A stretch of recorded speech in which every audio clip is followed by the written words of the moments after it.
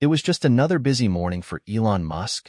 He stepped out of his sleek, black Tesla Model S, his usual companion in the concrete jungle of Los Angeles. As always, his mind was racing with a million thoughts: billion-dollar deals, the latest SpaceX rocket launch, new updates for Neuralink, and of course, the ever-looming deadline for Tesla's newest model. The world was moving at an unrelenting pace, and Elon was at the forefront, steering it forward with his ambitious vision of the future. Despite all his success, there was something that still gnawed at him, a feeling that something was missing. Success, for all its allure, never seemed to bring him the peace he had expected. Maybe that's why he found himself, on this particular morning, walking aimlessly down a busy sidewalk instead of heading straight to another meeting. The hustle of the city, the honking cars, the bustling crowds, the blaring sirens, was all too familiar, but it no longer captivated him the way it used to. As he passed a street corner, something caught his eye. A weathered cardboard sign held by a man sitting on the sidewalk. The man was older, his face lined with years of hardship, his clothes ragged, his unshaven face barely noticeable under the hood of his worn jacket. The sign was simple, no appeals for money or sympathy, just a cryptic message written in faded marker. "Ask me a question, change your life." Elon stopped in his tracks. Most people would have avoided a homeless man on the street, especially one who looked like he had been through more than his share of struggles. But something about the words on the sign intrigued him. It wasn't the usual plea for help or a sales pitch. The bold claim that a single question could change his life seemed almost absurd, yet somehow it felt important. Elon was no stranger to the idea of profound change. His life, after all, had been a series of radical transformations. But this felt different. He glanced around, noticing that the usual rush of city traffic was moving on as usual. No one else seemed to be paying attention to the man. They were all lost in their own worlds, wrapped up in their own problems, just like he had been for the last few years. Curiosity piqued, Elon approached the man, crouching down slightly to meet his eyes. "What's this about?" Elon asked, gesturing toward the sign. "What kind of question could change my life?" The man looked up at him, his eyes sharp and knowing, yet somehow calm. There was an undeniable depth in his gaze. "You can ask anything, but it has to be the right question. And when you ask it, your life will never be the same." Elon chuckled lightly, half expecting the man to ask for a handout. It was a routine he had seen time and time again. Strangers asking for change or offering some half-baked philosophical insight, only to disappear into the crowd. But this felt different. The man's tone was not pleading, not desperate. It was certain. His words carried a weight that even Elon couldn't ignore. "I'm serious," the man continued.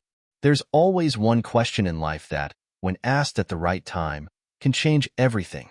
It can redirect your entire path, give you clarity, or make you see things in a way you never have before." Elon stood there for a moment, unsure of what to say. He wasn't one to believe in mystical promises or vague philosophies. He was a man of facts, logic, and engineering. Yet, something about this encounter struck a chord with him. Maybe it was the sincerity in the man's voice, or maybe it was the simplicity of the question itself. How could one question change everything? Finally, Elon broke the silence. "Okay," he said, his curiosity growing. "What's your story? What's your answer to that question?" The homeless man, who introduced himself as Bill, smiled faintly and then began to speak. His voice was low but steady, as though he had told this story many times before. "I was once like you," Bill said. "I had dreams, big dreams. I was part of a mission to serve my country, to be part of something bigger than myself. I thought success was all about what you could achieve, about how many people you could influence, how much power you could accumulate." Bill paused, his eyes distant. "But I lost my way." Elon frowned, unsure of where this conversation was headed. "What happened?" Bill's expression darkened slightly, but his voice remained calm. "I served in the military for years. But after I came back, it all fell apart. I came home to a world that had moved on without me. I was a hero when I left, but when I returned, I was just another statistic. I couldn't find a job, I couldn't connect with anyone, and eventually, I ended up here. He gestured around them, indicating the cold street corner and the chaos of the city. Elon absorbed Bill's words, silently processing the reality of the situation. Here was a man who had once worn the uniform of his country, a man who had sacrificed for something greater than himself. And yet, here he was, living on the streets, reduced to nothing but a cardboard sign.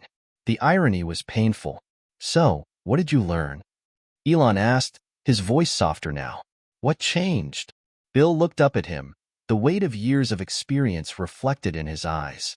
I learned that success isn't about what you have, but about who you are.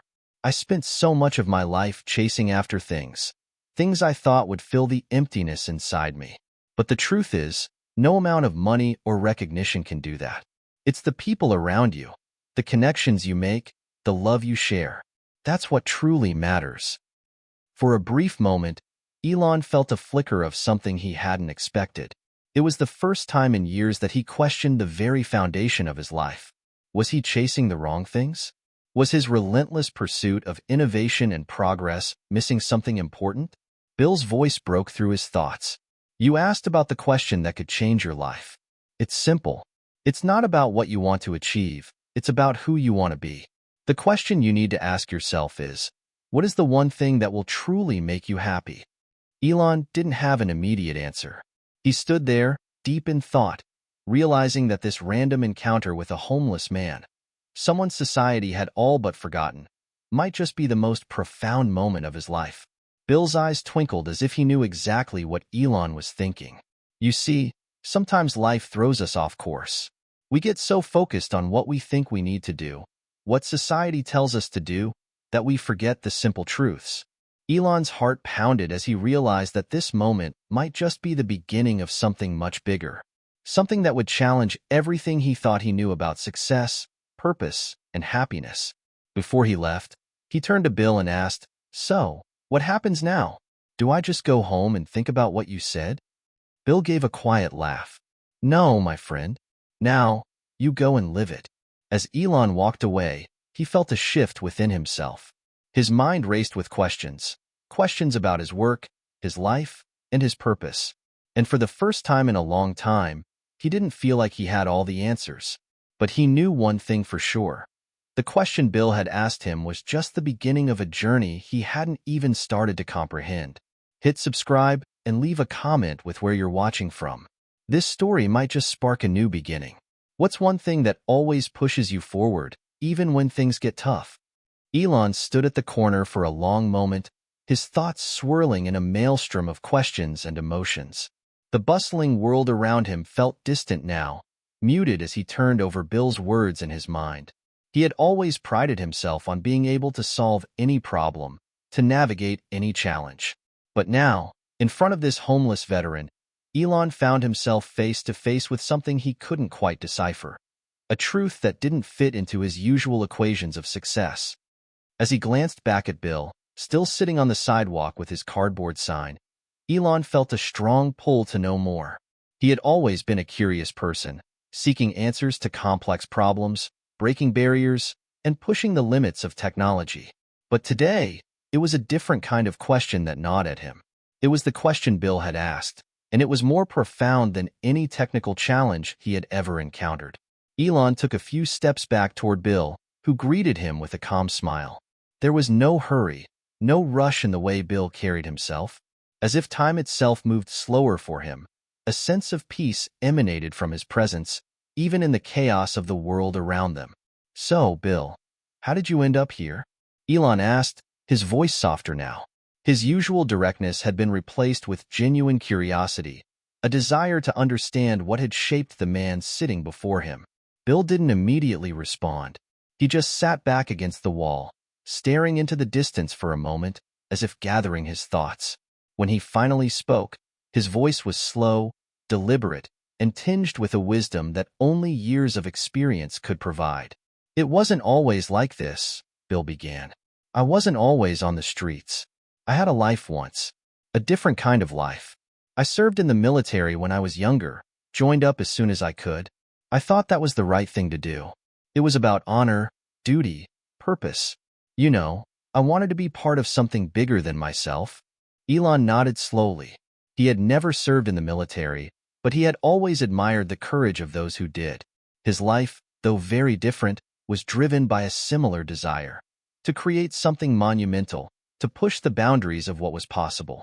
But Bill's journey sounded much different from his own. The military was my world, Bill continued. For years, that was everything. The brotherhood, the missions, the sense of belonging. It was a way of life. It was hard, no doubt, but it gave me purpose. Bill paused, taking a deep breath as if the next part of his story weighed heavily on him. Elon didn't interrupt. He simply listened, waiting for Bill to continue. But then I came home, Bill said, his voice tightening, and everything changed. I didn't know it at the time, but my whole world was about to collapse. I thought I'd be coming back to the same life I left behind, but it wasn't like that at all. There was a flicker of something dark in Bill's eyes as he spoke, a hint of pain that he couldn't quite hide. Elon could tell this part of the story still haunted him. It wasn't just the adjustment, though. It was the fact that nobody cared.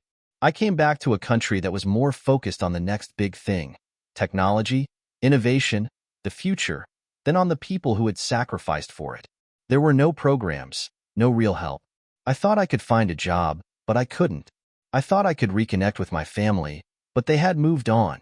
I wasn't the same person who left, and neither were they. Elon's heart sank as he listened to Bill's words. He had never really considered the full scope of what veterans went through when they returned home. In his world, success was an expected outcome. People made things happen. They pushed forward. But for Bill, the reality had been much darker.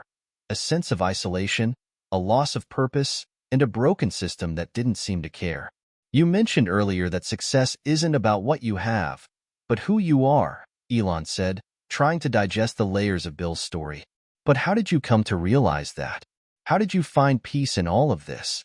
Bill's gaze softened, and he leaned back against the wall, looking up at the sky as if recalling moments from his past. It took a long time, Elon. A really long time. When I first got out, I was angry. I was pissed off at the world. And I felt worthless, like all the things I had done didn't mean anything. All the years of serving, all the sacrifices I made, did they even matter? Elon could relate to that feeling of frustration. There had been times in his own life when he wondered if the relentless pursuit of his goals was worth it. Was it really making a difference?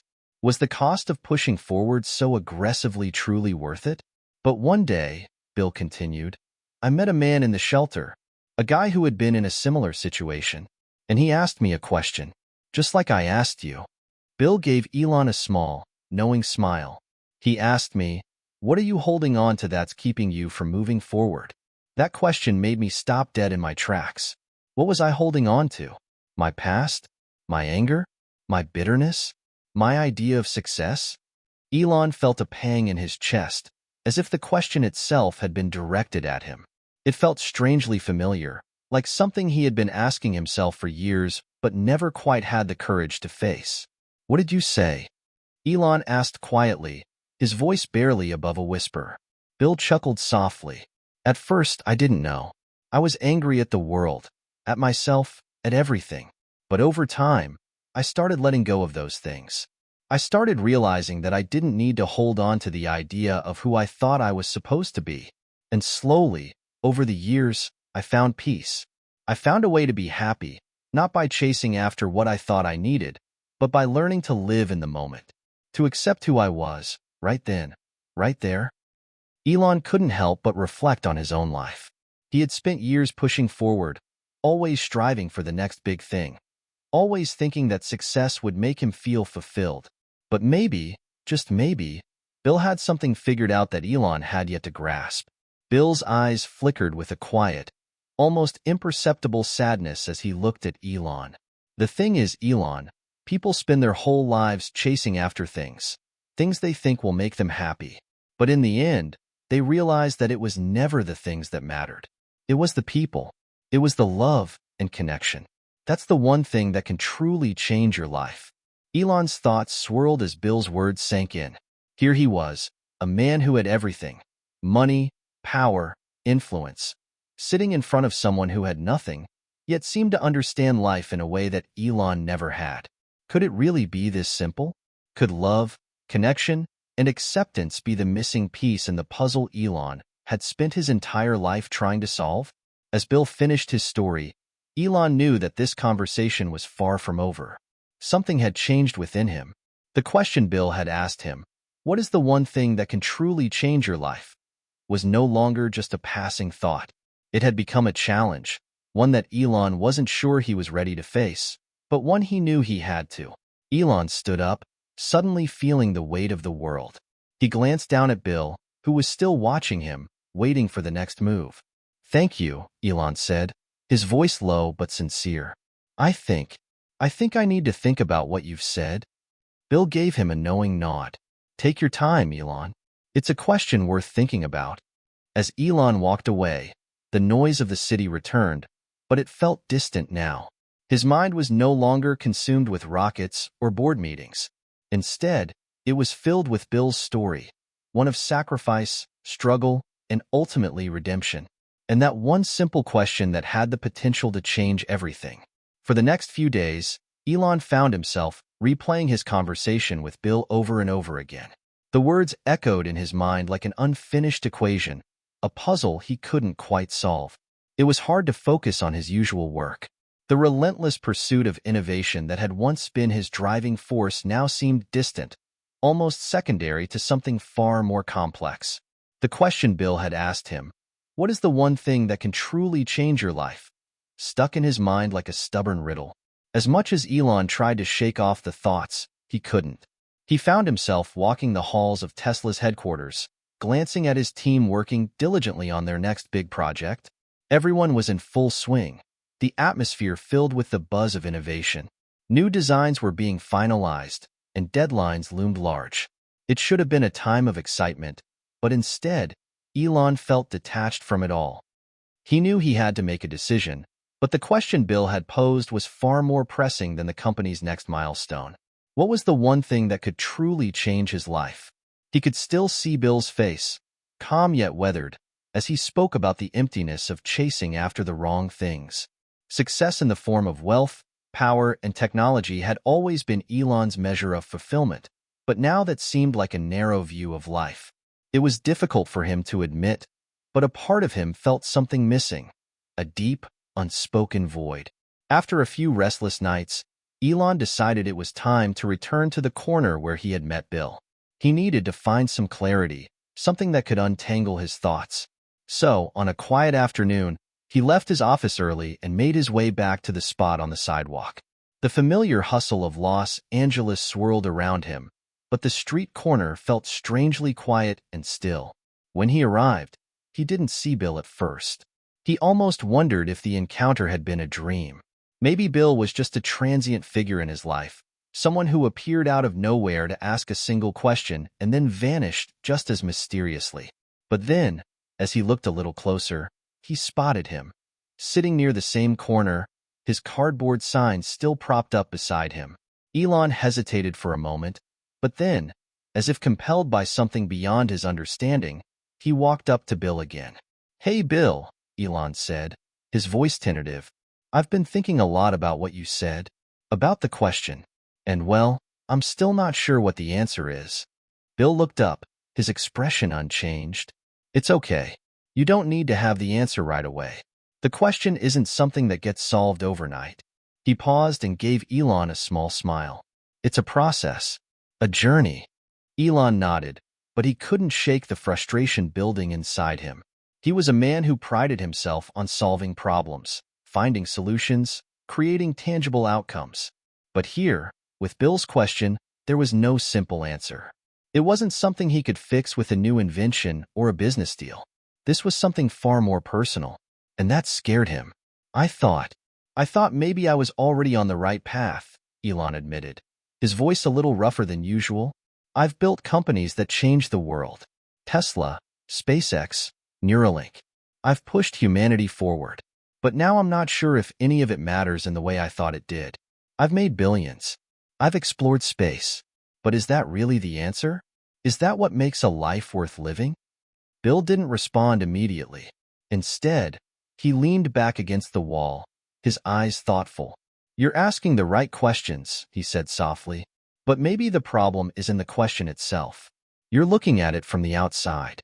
You're trying to solve it like a business challenge. But the answer isn't something you can find in a lab or a conference room. It's something you have to look for inside yourself. Elon felt a flicker of irritation. I've been asking myself questions for years, Bill. But every time I think I've found an answer, something else comes up. It's never enough. How do you find the thing that truly matters? Bill's eyes were steady as he met Elon's gaze. You keep asking, and then you let go. Elon frowned, clearly frustrated. Let go of what? Bill's smile was small but wise. Let go of the need for control. Let go of the need to always have everything figured out. Sometimes the answers don't come from forcing them. They come when you stop searching so hard for them. The words hit Elon harder than he expected. Let go. For someone whose entire life had been built on control, control of his companies, control of his future, control of his destiny, this idea felt foreign, almost impossible. How could he let go of something when his entire identity was wrapped up in it? I don't know how to do that, Elon muttered, almost to himself. Bill chuckled softly. Nobody does at first. But that's where the journey begins. You start by acknowledging that you don't have all the answers. You start by accepting that there's more to life than what you can measure with your mind or your wealth. Elon's frustration began to turn into something else, something like a quiet realization.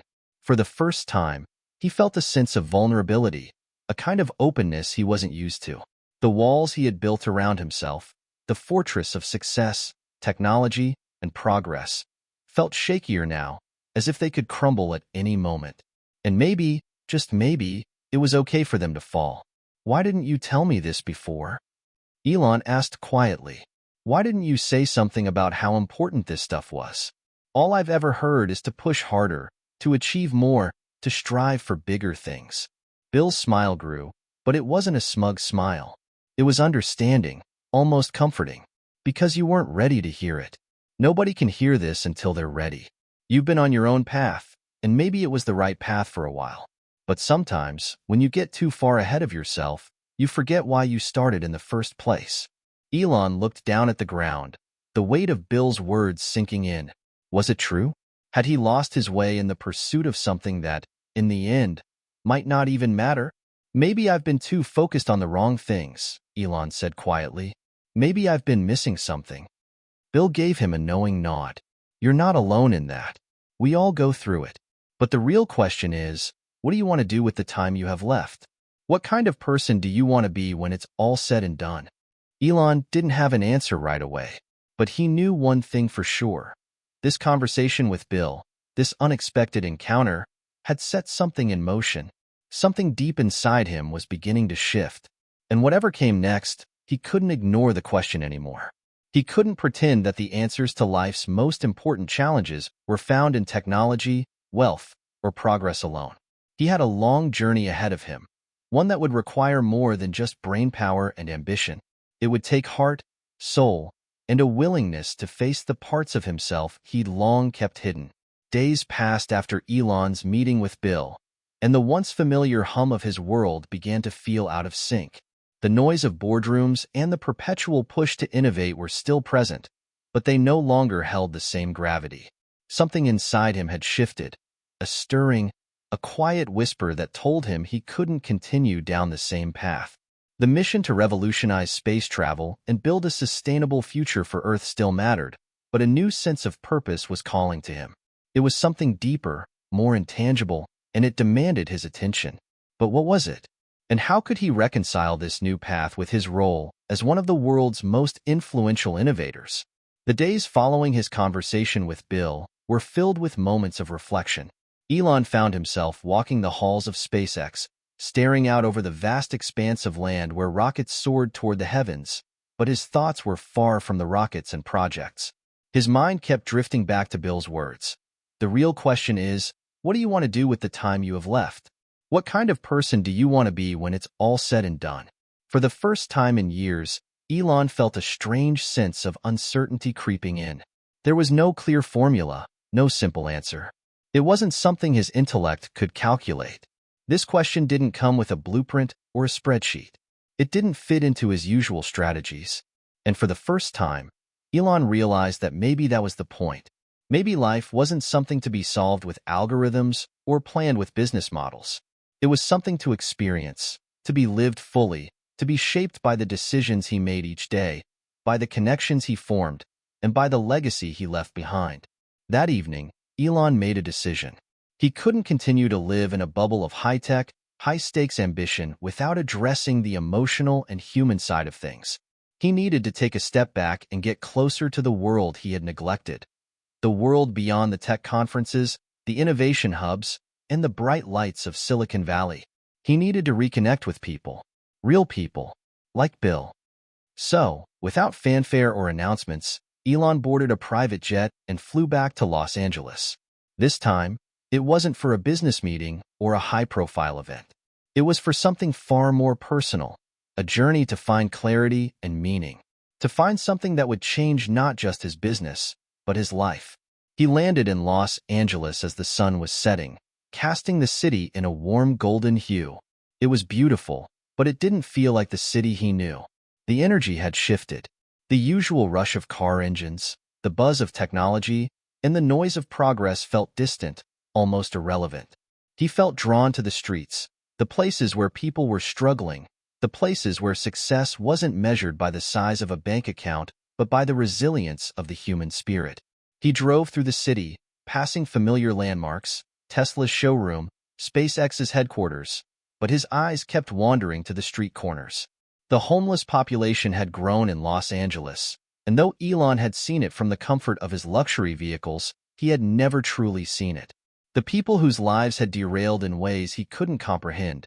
Yet somehow, they were still here, living, surviving, and pushing forward in their own quiet ways. The part of him that had always been driven by the desire to fix things, to invent solutions, to be the catalyst for change, now felt challenged. He couldn't just fix this. It wasn't something that could be solved with a new technology or a shiny new product. No, this was about human connection, empathy, and understanding. And that was where the real change could begin. Elon drove to the same street corner where he had met Bill days before. The air felt cooler now, the shadows stretching long across the sidewalks. Bill wasn't there when Elon first arrived, but something told him to wait. Something told him that Bill had left him with more than just a question. He had left him with a doorway to a new journey, a journey that Elon had to take on his own. He waited. Minutes passed. The world moved around him, but he was still lost in thought. And then, as the night crept in, he saw him, Bill, walking down the street toward the same corner, his steps slow but purposeful. Bill didn't notice Elon at first. He walked past the place where he usually sat, as if his routine had already become automatic. But then, he stopped. He turned, his eyes landing on Elon, and a small smile spread across his face. "Well, look who decided to come back," Bill said with a chuckle, settling down on the corner. "I knew you'd be back." Elon smiled, a little embarrassed, but more at peace than he had been in days. "I had to. You were right, Bill. I couldn't keep running away from this. The question you asked me, it's been eating at me, and I don't have an answer yet, but I think I'm ready to start looking." Bill gave him a knowing nod. "That's all anyone can do. Just start looking. You'll find your way, but it won't be in the places you expect." Elon sat down beside Bill, and for the first time in a long while, he felt like he was exactly where he needed to be. The city was still noisy, still chaotic, but the noise no longer felt like a distraction. It felt like a call, a reminder of the work that still needed to be done, the lives still waiting to be touched by the kind of change Elon could help bring. But it wasn't just about rockets or cars anymore. It was about people, real, struggling, beautiful people. For the next few hours, they sat together, talking about everything and nothing. Bill shared stories about his time in the military, about the people he had met in shelters, and the lessons he had learned along the way. And Elon listened, not with the sharp, analytical mind that always sought solutions, but with a quiet openness, allowing himself to simply hear the stories, to absorb them, and to understand them. At some point, Bill turned to him and asked, "So, Elon, what do you think now? About your life? About what you want to do?" Elon looked at Bill, his eyes filled with something deeper than determination. I think I've been focused on the wrong things. I've been trying to change the world with technology, and I've forgotten the one thing that truly matters. The people. The ones we don't always see. The ones who aren't in the spotlight. They're the ones who need the most help. And I think that's where I need to focus my energy next. Bill smiled, as if he had known this moment was coming all along. That's a start, Elon. That's a start. As the night deepened and the lights of the city flickered to life, Elon sat in silence, looking out at the people passing by. For the first time in his life, he felt like the answers weren't in the future. They weren't in the next launch or the next groundbreaking technology. The answers were here, in the present, in the way people connected with each other, in the way they loved, struggled, and survived. And for the first time, Elon knew that he was on the right path, a path that would change his life forever. Elon woke up the next morning with a new sense of clarity, though the road ahead was still shrouded in uncertainty. The conversation with Bill had unraveled something inside him, something that he hadn't known needed unraveling. As he sat by the window of his hotel room overlooking the city of Los Angeles, he couldn't help but think that this city, so full of contradictions, might be the best place for him to make a change. The weight of his decision was beginning to sink in. For years, he had been driven by an insatiable desire to change the world. But he had focused all that energy on the wrong things. The products, the technologies, the innovations. He had spent his life building things that would change the way people lived, worked, and even traveled. But the truth was, he had overlooked the very thing that could make all those things truly meaningful: people. It was almost as if he had been in a race for so long that he forgot why he started running in the first place. The most profound question that Bill had posed now echoed louder than ever. What do you want to do with the time you have left? What kind of person do you want to be when it's all said and done? This question had pierced through the fortress of logic and reason that Elon had carefully constructed around his life. No amount of technology, wealth, or success could fill the emptiness he felt when he faced the truth that he had been blind to what really mattered. But it wasn't too late. Bill had made him realize that he still had time. A limited amount, but time nonetheless, to make a difference in ways that didn't require rockets or electric cars. He reached for his phone and sent a simple text message to his team. Taking a break for a while. Need to focus on something personal. We'll check in soon. Elon. Elon knew this wouldn't be easy. He had spent his entire adult life in the fast-paced world of tech, making split-second decisions, constantly fighting to stay ahead of the competition. But now, he needed to slow down. He needed to let go of the relentless pursuit of progress and listen to what life was trying to tell him. Later that morning, he walked to the street corner where he had met Bill. The sun was shining brightly now, the city coming to life with its usual energy, but for Elon, everything felt different. He wasn't the same person who had arrived just a few days ago. He had crossed a threshold, and just as he had hoped, Bill was there, sitting against the wall of a nearby building, looking calm and collected. The same cardboard sign was propped up beside him, but this time, Elon saw him in a new light. This man, with his rough exterior, had unknowingly led him to a profound realization. Bill had become the guide Elon hadn't known he needed. A reminder that life wasn't about perfection or success. It was about connection, empathy, and shared humanity. Elon sat down beside him, a gesture that felt natural now. For the first time in a long while, he wasn't in a rush to be anywhere.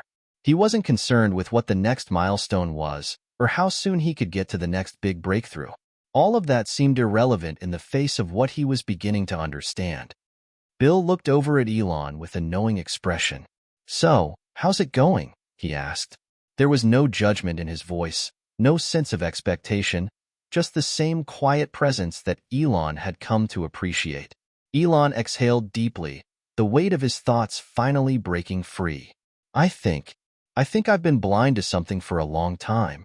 I spent so much time thinking that changing the world meant creating bigger and better things, but I forgot that people, the ones who are struggling, the ones who don't have a voice, that's where the real change needs to happen." Bill nodded slowly, his eyes never leaving Elon's. It's easy to forget. The world's moving so fast, and it's easy to get swept up in the idea that success is measured by how much we can do, how far we can go. But the real test is whether we can make a difference in the lives of the people who need it most. Elon felt a lump form in his throat, something he hadn't expected. This was no longer just an intellectual exercise. This was real. The stakes were higher now, because this was about his own life, his own legacy. And he didn't have all the answers, but for the first time, he felt that he was asking the right questions. "I don't know how to do it yet, Bill," Elon admitted, his voice quiet. "But I know that's where I have to focus. I've been chasing the wrong things, and I can't keep pretending that it's enough."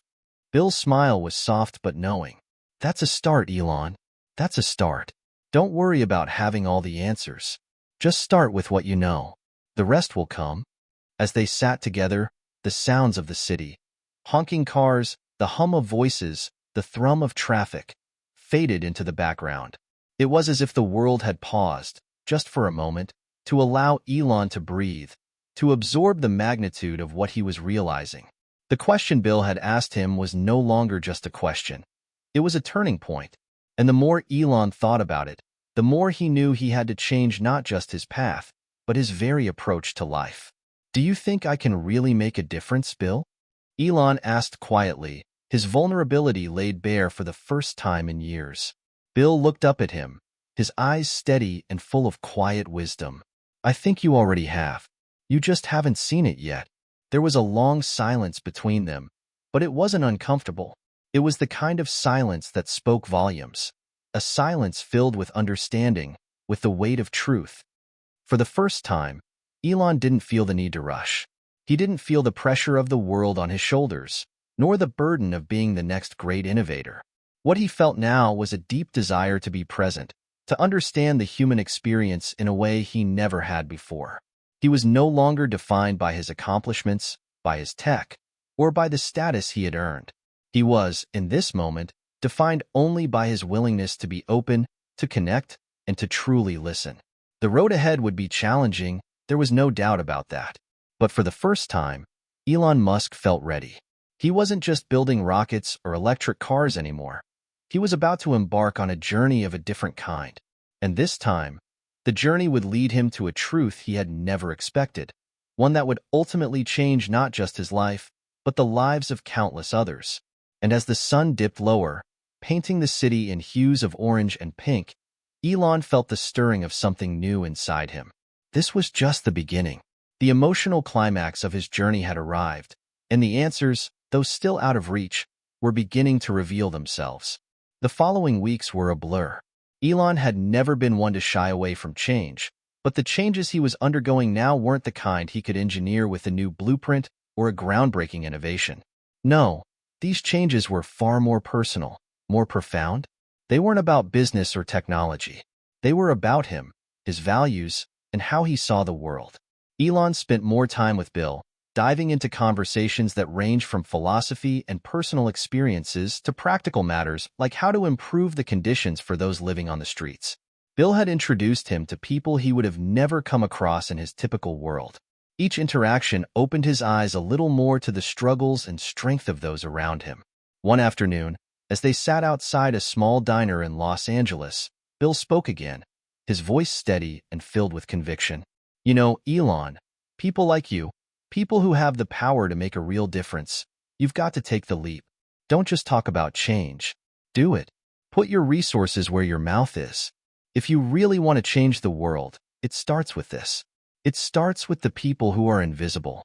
Elon leaned back in his chair, his fingers tracing the edge of his coffee cup, reflecting on Bill's words.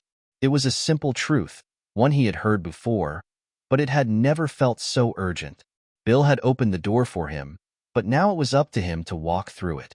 It was easy to say that you wanted to make a difference, but making a tangible impact required more than just ambition. It required action. Bill had been right about something else too.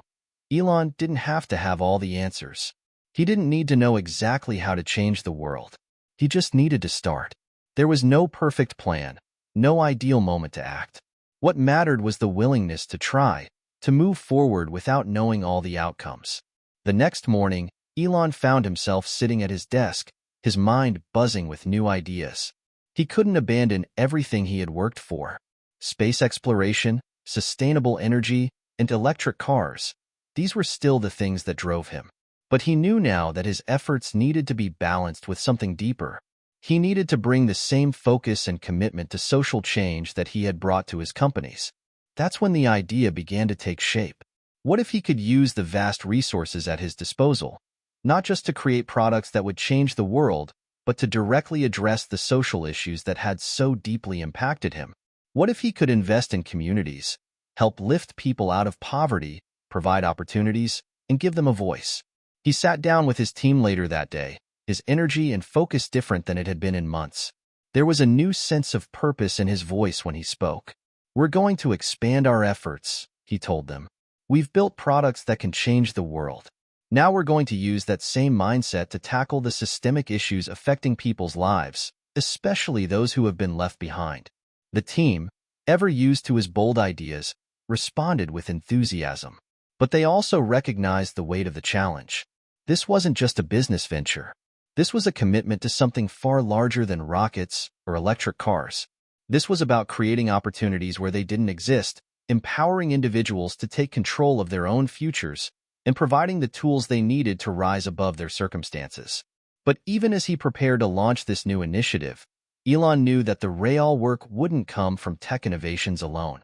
It would come from people, real people who had lived through hardship and who had something to teach him. Bill, the homeless veteran, had shown him that. Over the following months, Elon worked with local organizations to get involved directly in helping communities in need. He focused on providing not just financial support, but also job training, access to education, and mentorship. He created partnerships with other companies and nonprofits to help provide housing and healthcare. His teams worked on developing mobile units that could offer medical care, job training, and educational resources in underserved areas. It wasn't a quick fix. It was a long-term investment in people's futures.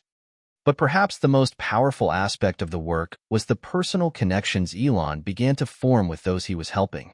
He spent time in shelters, speaking to individuals who had struggled with addiction, homelessness, and trauma. He didn't just see them as projects to be fixed. He saw them as people with stories, with aspirations, with dreams that had been lost in the noise of society's expectations. And through those connections, Elon found his own purpose becoming clearer. The questions that Bill had asked him all those weeks ago weren't just about changing the world. They were about discovering the person he wanted to be. He didn't have to have all the answers. What mattered was how he acted on his intentions, how he showed up for people who needed him. One evening, as he sat with Bill once again, this time in a small community center they had helped renovate, Elon felt a deep sense of peace. They were sitting together, surrounded by people who had been given new opportunities, new hope. Some were training for jobs, others were learning new skills, and a few had even started their own small businesses. Elon saw the change, and he saw the impact of his decisions. It wasn't immediate, and it wasn't perfect, but it was real. "Thank you, Bill," Elon said quietly, his voice filled with emotion. "You helped me see what really matters." Bill, ever humble, simply smiled. "No, Elon, you did the hard work. You chose to listen. You chose to act. That's what made the difference." Elon nodded, looking around at the people who were rebuilding their lives. "I still have so much to learn, but I know now that this is where I need to be. It's not about technology or big ideas. It's about people. It's always been about people." As he stood up to leave, Elon felt a quiet strength inside him, a knowing that his path had changed forever. His journey had started with a question, one that had shaken him to his core. But now, after everything he had experienced, he had found his answer. He didn't need to be the smartest, the richest, or the most famous. He didn't need to revolutionize the world with a new product. What mattered was how he used his influence, his resources, and his time to help others. That was the change he wanted to see in the world. And with that realization, Elon Musk had finally found the peace he had been searching for. The mission was clear, the path set, and for the first time in his life, he was ready to walk it, not as a business mogul, but as a man who understood that true success was measured by the lives you touched, the hearts you helped heal, and the difference you made in the world. Elon had always been a visionary, but for the first time in his life, he wasn't just dreaming of a future that was technologically advanced. Instead, He was dreaming of a world where technology was used as a tool to elevate human lives, a world where innovation and empathy walked hand in hand. He had learned that true progress wasn't measured by how high a rocket could go or how fast a car could accelerate. It was measured by the difference you made in people's lives. As the weeks passed, Elon's focus shifted. The countless hours spent on his previous projects now became moments spent meeting with social leaders, talking to community organizers, and working directly with those who had lived through hardship. It wasn't just about giving money. It was about being present, being part of the solution in ways that he never could have imagined before. He started a new initiative, one that would put people at the center of his efforts. This was a project that didn't involve high-tech gadgets or space exploration. It was about creating systems that worked for everyone, no matter their background.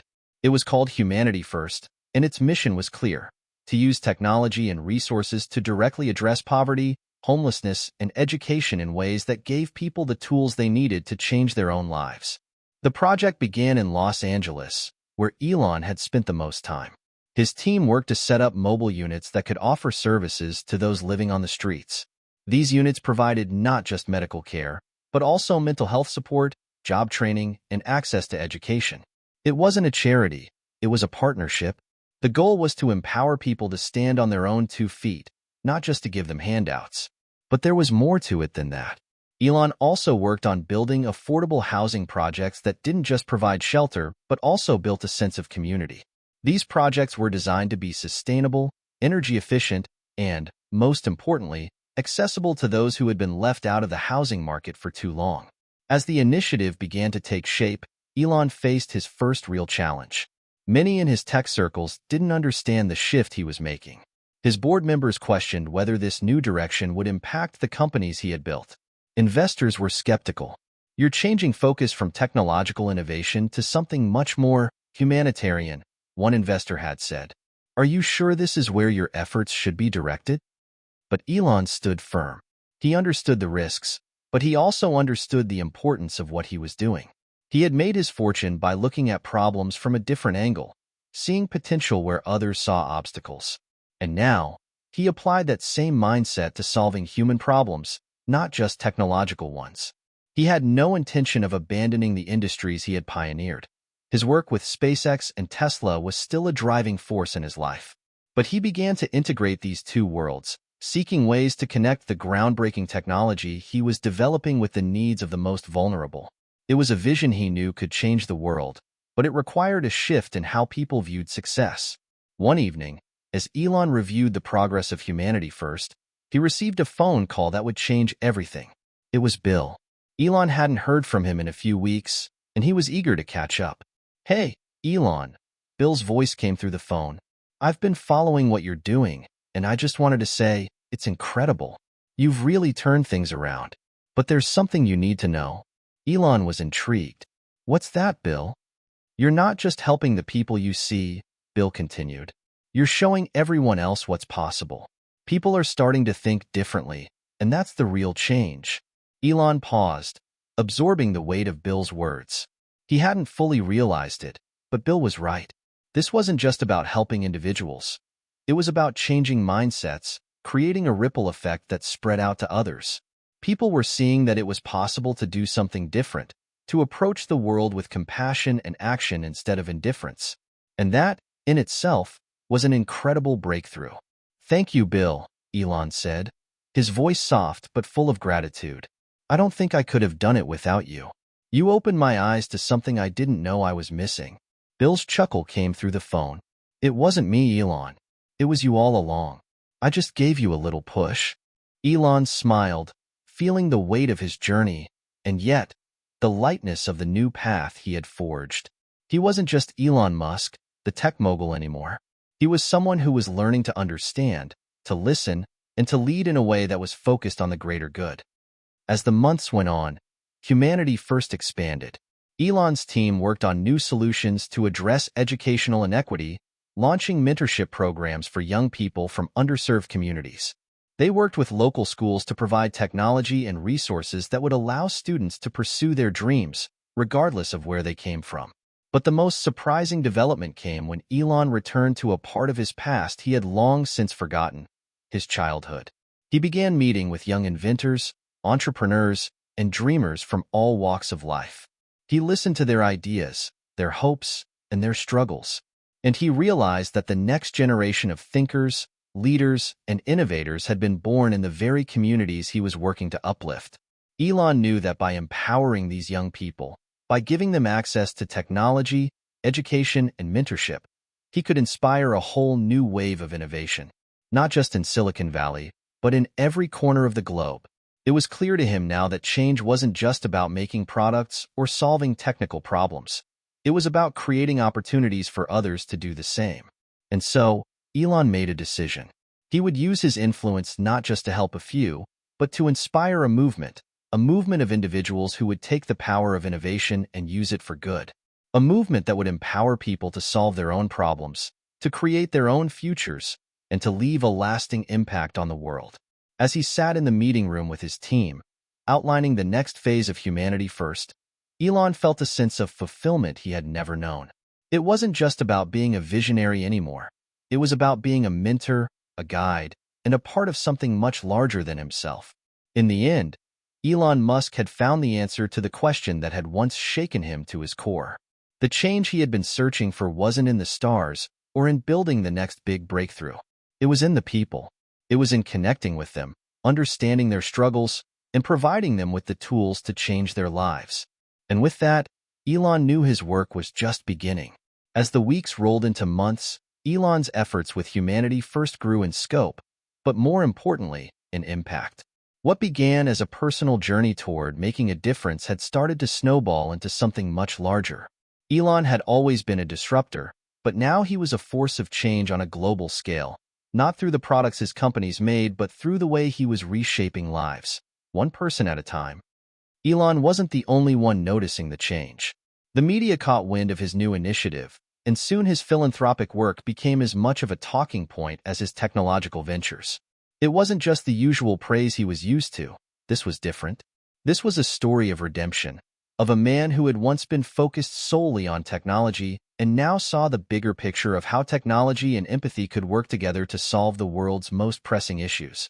As his projects expanded, he realized that the impact wasn't just affecting the communities he was targeting.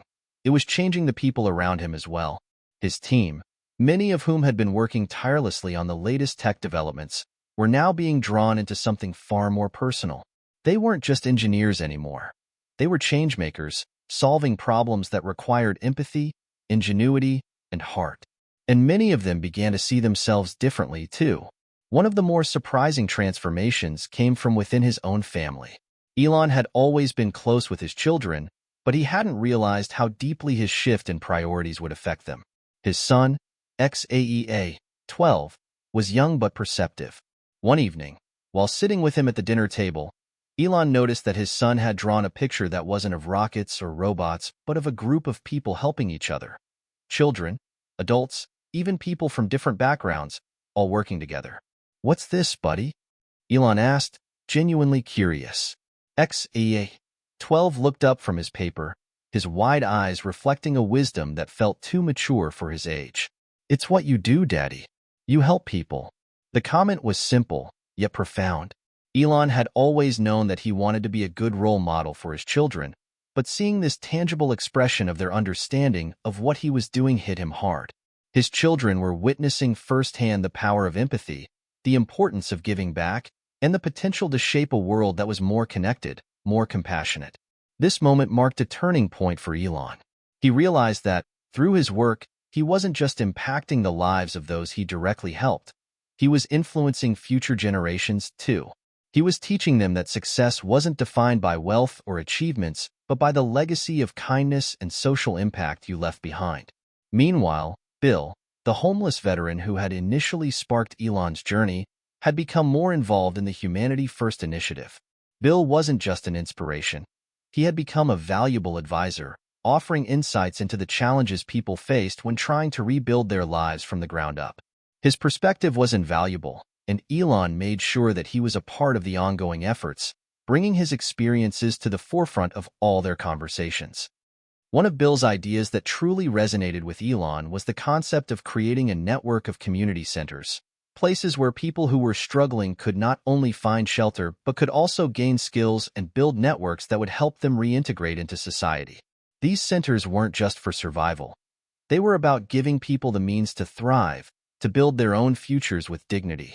Elon took this idea and ran with it. His team started designing multifunctional spaces that could serve as hubs for training, education, and support services. The centers would offer resources like job fairs, financial literacy programs, mental health support, and access to scholarships for those wanting to pursue higher education.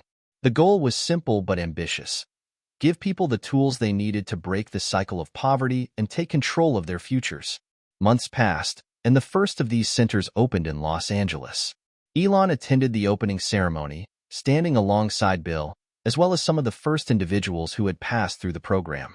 Seeing the pride in their eyes as they shared their stories of progress and hope was a moment of triumph for Elon.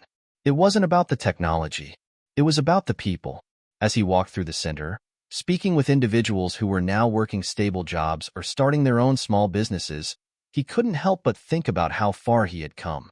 He had been changed by the people he had met, the homeless, the struggling, the forgotten, and now he was helping them change their lives. The ripple effect he had set in motion was continuing to grow. But even with all the progress, there were still challenges. The work he was doing didn't just require funding, it required a cultural shift. People weren't always ready to accept the idea that individuals in poverty could be empowered, that those who were homeless could build stable lives. There were still many who believed that such initiatives were nothing more than a pipe dream, that it was too difficult or expensive to make real change. Elon knew the road ahead would be hard. But it wasn't about making everything perfect from the start. It was about showing up and doing the work. And that's exactly what he did. Slowly, but surely, humanity first began to shift perspectives. The success stories of people who had been given second chances started to outweigh the skepticism. One of the most powerful moments came when Elon received a letter from a woman named Angela. She had been homeless for years, struggling with addiction and mental health issues, but had found the strength to turn her life around with the help of one of the community centers. Her letter was filled with gratitude. "You gave me my life back," she wrote. "You showed me that I'm worth something, that I have something to contribute. I'm now working full-time and going to school at night. I never thought I could have a future. But because of what you're doing, I believe I can." Reading that letter, Elon realized that this was what it was all about. Not the headlines, not the praise, but the real, tangible difference he was making.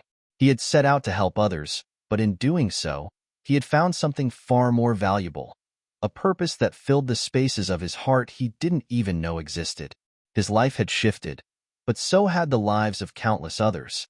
Elon Musk had always wanted to make a lasting impact on the world, but now, he understood that the true mark of his legacy wasn't going to be on the stars or the cars. It would be on the lives he had touched, the people who had been given a second chance, and the communities that were being built with love and opportunity. The ripple effect was undeniable, and Elon had finally found his true calling. Elon had always believed in the power of partnerships. But until now, his collaborations had been with the titans of technology and industry. Working with engineers, designers, and investors, he had built some of the most innovative companies in the world. However, the Humanity First initiative presented a different challenge, one that required him to work with people who didn't fit the usual mold of entrepreneurs or venture capitalists. As the months passed, Elon began to realize that to truly create a lasting and impactful change, he needed to form alliances with those who had first-hand experience with the very problems he was trying to solve. He began to collaborate with social activists, community leaders, and even former homeless individuals who had turned their lives around. Their insights and lived experiences were invaluable in shaping humanity first into something that was not only effective but sustainable. One of the first unexpected collaborators Elon met was a woman named Naomi. She had spent years working with homeless populations in New York City and had seen firsthand the complexity of the issues they faced. Naomi had started as a volunteer in shelters and eventually worked her way up to become the executive director of a large nonprofit organization focused on providing housing, job training, and mental health services. Naomi had the kind of street-level knowledge that no textbook could provide. She understood the deep-rooted barriers that prevented many people from escaping homelessness, everything from the stigma they faced to the lack of access to affordable mental health care. When Elon reached out to her, she was initially skeptical. Tech billionaires were often seen as out of touch with the realities of poverty, so Naomi wasn't sure if Elon truly understood what it meant to walk in the shoes of the people he was trying to help. But Elon, ever persistent, invited Naomi to meet with him at one of the newly opened Humanity First community centers. As they walked through the space, talking to the individuals receiving services, Elon asked her opinion on the programs and the overall approach. Naomi was impressed. The center wasn't just a place to hand out food and shelter. It was a place where people could rebuild their lives, where they could learn new skills and receive mental health support. But she also had suggestions. She recommended adding peer mentorship programs, where people who had successfully transitioned out of homelessness could help guide others through the process. She also spoke about the need for more affordable housing options that didn't just provide a roof over someone's head but gave them a sense of ownership and pride. Elon listened intently, taking note of her ideas. Naomi's insights were invaluable, and he could see that they were on the same page when it came to making long-term change. This wasn't just about offering temporary fixes. It was about creating a system that could sustain itself and evolve to meet the changing needs of those it was serving. Together, Elon and Naomi began to formulate a plan to scale Humanity First beyond Los Angeles. The idea was to create a network of community centers across the country, places that would not only provide shelter and support but also serve as hubs for local innovation. Each center would be tailored to the unique needs of the community it served, with local leaders and experts helping to design the programs that would make the biggest impact. But they couldn't do it alone. To really make a difference, they needed to involve local businesses, government agencies, and other nonprofit organizations. They needed to create a coalition of people who cared about solving the root causes of homelessness and poverty, not just treating the symptoms. Elon's team reached out to other philanthropists and business leaders, many of whom had been skeptical about the scope of Humanity First. They were hesitant to get involved in what they saw as an unpredictable social venture, especially when there were no guarantees of financial returns. But Elon's persistence paid off. Slowly, he started to build a network of supporters, people who believed in his vision and understood that the social return on investment was just as important as the financial one. One of the most surprising supporters came from within the tech world, Mark Zuckerberg. Elon and Mark had always had a competitive relationship, particularly when it came to their different approaches to technological innovation.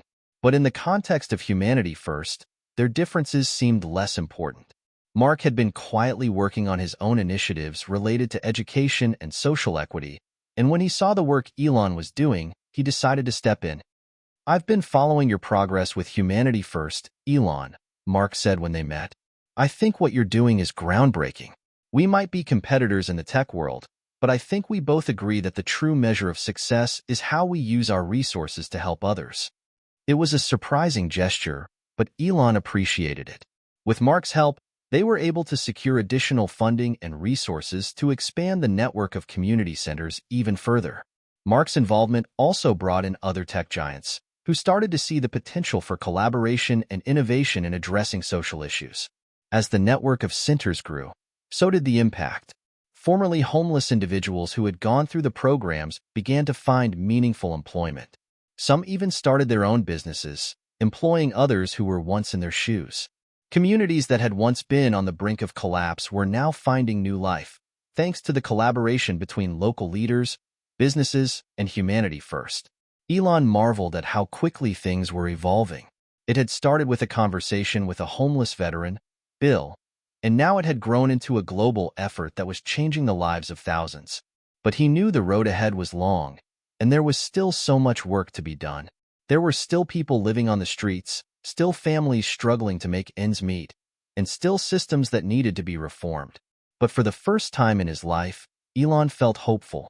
He knew that true change didn't happen overnight, but with the right people, the right partnerships, and the right mindset, anything was possible. And so, he continued his mission, driven by the belief that one person, one idea, could change the world. But even more importantly, he had come to understand that change wasn't just about one person. It was about creating a network of people who were all working together toward the same goal. The ripple effect had only just begun. As the Humanity First initiative continued to expand, Elon began to encounter resistance on a scale he hadn't anticipated. For all the success, for all the support from fellow philanthropists and tech innovators, there were still those who viewed his efforts with skepticism or even disdain. Elon had grown used to navigating opposition. He had faced setbacks in his career with SpaceX, Tesla, and even with his ventures in renewable energy. But this was different. The stakes were higher now. The lives of real people were on the line. The challenges he faced weren't just logistical or financial, they were ideological. In the past, when Elon faced resistance, he'd brushed it off, focusing on the long-term vision and dismissing critics as short-sighted. But now, the criticism wasn't coming from just the media or rival business leaders. It was coming from people in the very communities he was trying to help. A significant hurdle came when the Humanity First community centers started to expand to other cities. As they did, local politicians and city planners began to voice concerns. They argued that the initiatives, while noble, were unsustainable in the long run. Some questioned the practicality of providing housing and job training at such a large scale, claiming that the model was overly ambitious. Others feared that the centers would attract more homeless people into their cities and overwhelm already strained public services. The backlash wasn't just political. It was personal. People who had lived in the areas where the centers were being established feared that the influx of homeless individuals would affect their property values and quality of life. Town hall meetings became heated, and Elon found himself at the center of the storm, fielding questions and criticisms from every direction. During one particularly intense meeting in Chicago, Elon stood in front of a crowd of angry residents, many of whom had lived in the area for years. They shouted questions at him, questioning the feasibility of his plans and accusing him of trying to gentrify their neighborhoods. A man stood up in the back, shaking his head in disbelief. "Do you really think we want these people in our neighborhoods?" the man asked. "They'll ruin everything. It's not that simple, Musk. You can't just throw money at a problem and expect it to go away." Elon stood silent for a moment. He had faced criticism before, but this felt different. The weight of the skepticism was heavy, and for the first time in this journey, he felt a sense of doubt creep in. He had envisioned a future where empathy and innovation collided to create lasting change, but now, the reality seemed far more complicated. But then, he thought about Bill, the homeless veteran who had sparked the entire initiative. Bill had been in the same position as many of these residents once. He had felt the same fears, the same frustrations. But Bill had been given a second chance, and now, his life was a testament to the power of hope and opportunity. Elon cleared his throat and addressed the room. "I understand your concerns," he began, his voice calm but steady. "I truly do. But I also believe that we have the ability to make a difference. This isn't just about offering shelter. It's about creating a system that empowers people to rebuild their lives. It's about creating a future where everyone has a chance, no matter their background or where they come from. I'm not here to make this city worse. I'm here to help make it better." He continued, speaking about the programs within the community centers, the job training, the mental health support, the empowerment that would allow people to reintegrate into society. He shared the success stories of those who had already turned their lives around because of Humanity First. But most importantly, he appealed to the humanity of the people in the room, urging them to see beyond their fears and think about what it meant to give someone a second chance. The meeting ended without a resolution, but something had shifted. While not everyone was convinced, there was a noticeable change in the tone of the conversation. Some of the residents who had been most vocal in their opposition now seemed open to the idea of learning more. Elon knew that he couldn't win everyone over in one meeting, but it was a start. The next few months were filled with similar battles, both public and private. There were petitions, protests, and media attacks on Elon and Humanity First. People who had once admired him for his technological achievements now accused him of being naive, of trying to impose a utopian vision on communities that didn't want it. Even some of his most loyal supporters in the tech world began to question the scalability of his plans. But Elon didn't back down. He knew the road to real change was never easy, especially when challenging deeply held beliefs. And so, he doubled down on his efforts. He invested more in the programs within the community centers. He brought in more local leaders to help guide the initiatives and ensure they were tailored to the unique needs of each city. And, most importantly, he kept engaging with the communities, listening to their concerns and addressing them head-on. One breakthrough came when Elon visited a Humanity First Center in Detroit. It had been open for only a few months, but the difference it had already made in the community was palpable. The center had partnered with local businesses to provide job training, and a significant number of formerly homeless individuals had secured full-time employment. Elon met with a few of them, listening to their stories. One woman, a single mother named Jessica, shared how the center had helped her turn her life around. She had been living in a shelter with her 2 children, struggling to find work. But with the skills she learned through the program, she had landed a job at a local manufacturing company. "I'm not just surviving anymore," she told Elon. "I'm living. I'm giving my kids a future." Her story was one of many, and as Elon listened to her, he realized that the resistance he had encountered was just part of the process. Change wasn't easy. It never had been, but it was happening, one person at a time. The tide began to turn when more success stories like Jessica's surfaced. People who had initially been opposed to the community centers began to see the tangible results. Gradually, the skepticism turned into cautious optimism, and even the most vocal critics began to soften their stance. It wasn't a perfect victory. There were still challenges to overcome, both within the initiative and in the broader society. But Elon knew this was the beginning of something that could truly transform lives. And with that, he redoubled his commitment to the mission. In the end, it was clear. Real change would always be met with resistance. But if you stayed the course, if you kept pushing forward, you could turn that resistance into the very fuel that drove your success. Elon Musk had spent the last year working tirelessly to ensure the success of Humanity First. The community centers were beginning to show real promise. More lives were being transformed each day, and the vision that had started with a homeless veteran, Bill, was now becoming a movement. Elon had always believed in the power of innovation to change the world, but now he was seeing that the true measure of change was not in technology alone. It was in the lives of people who had been given a second chance. But for all the success and progress, a darker reality began to surface. The more his initiative grew, the more his personal life began to unravel. The long hours, the constant pressure, the weight of so many lives depending on him. Elon found himself increasingly isolated, caught in a cycle of work that left little room for anything else. His relationships began to fray, particularly with his family. He hadn't been home in weeks, and when he did manage to visit, his conversations with his children were often brief and distracted. He was no longer the father who read them stories or helped with their schoolwork. He had become a shadow in his own life, consumed by the mission he had set for himself. At first, he dismissed his personal struggles as necessary sacrifices for the greater good.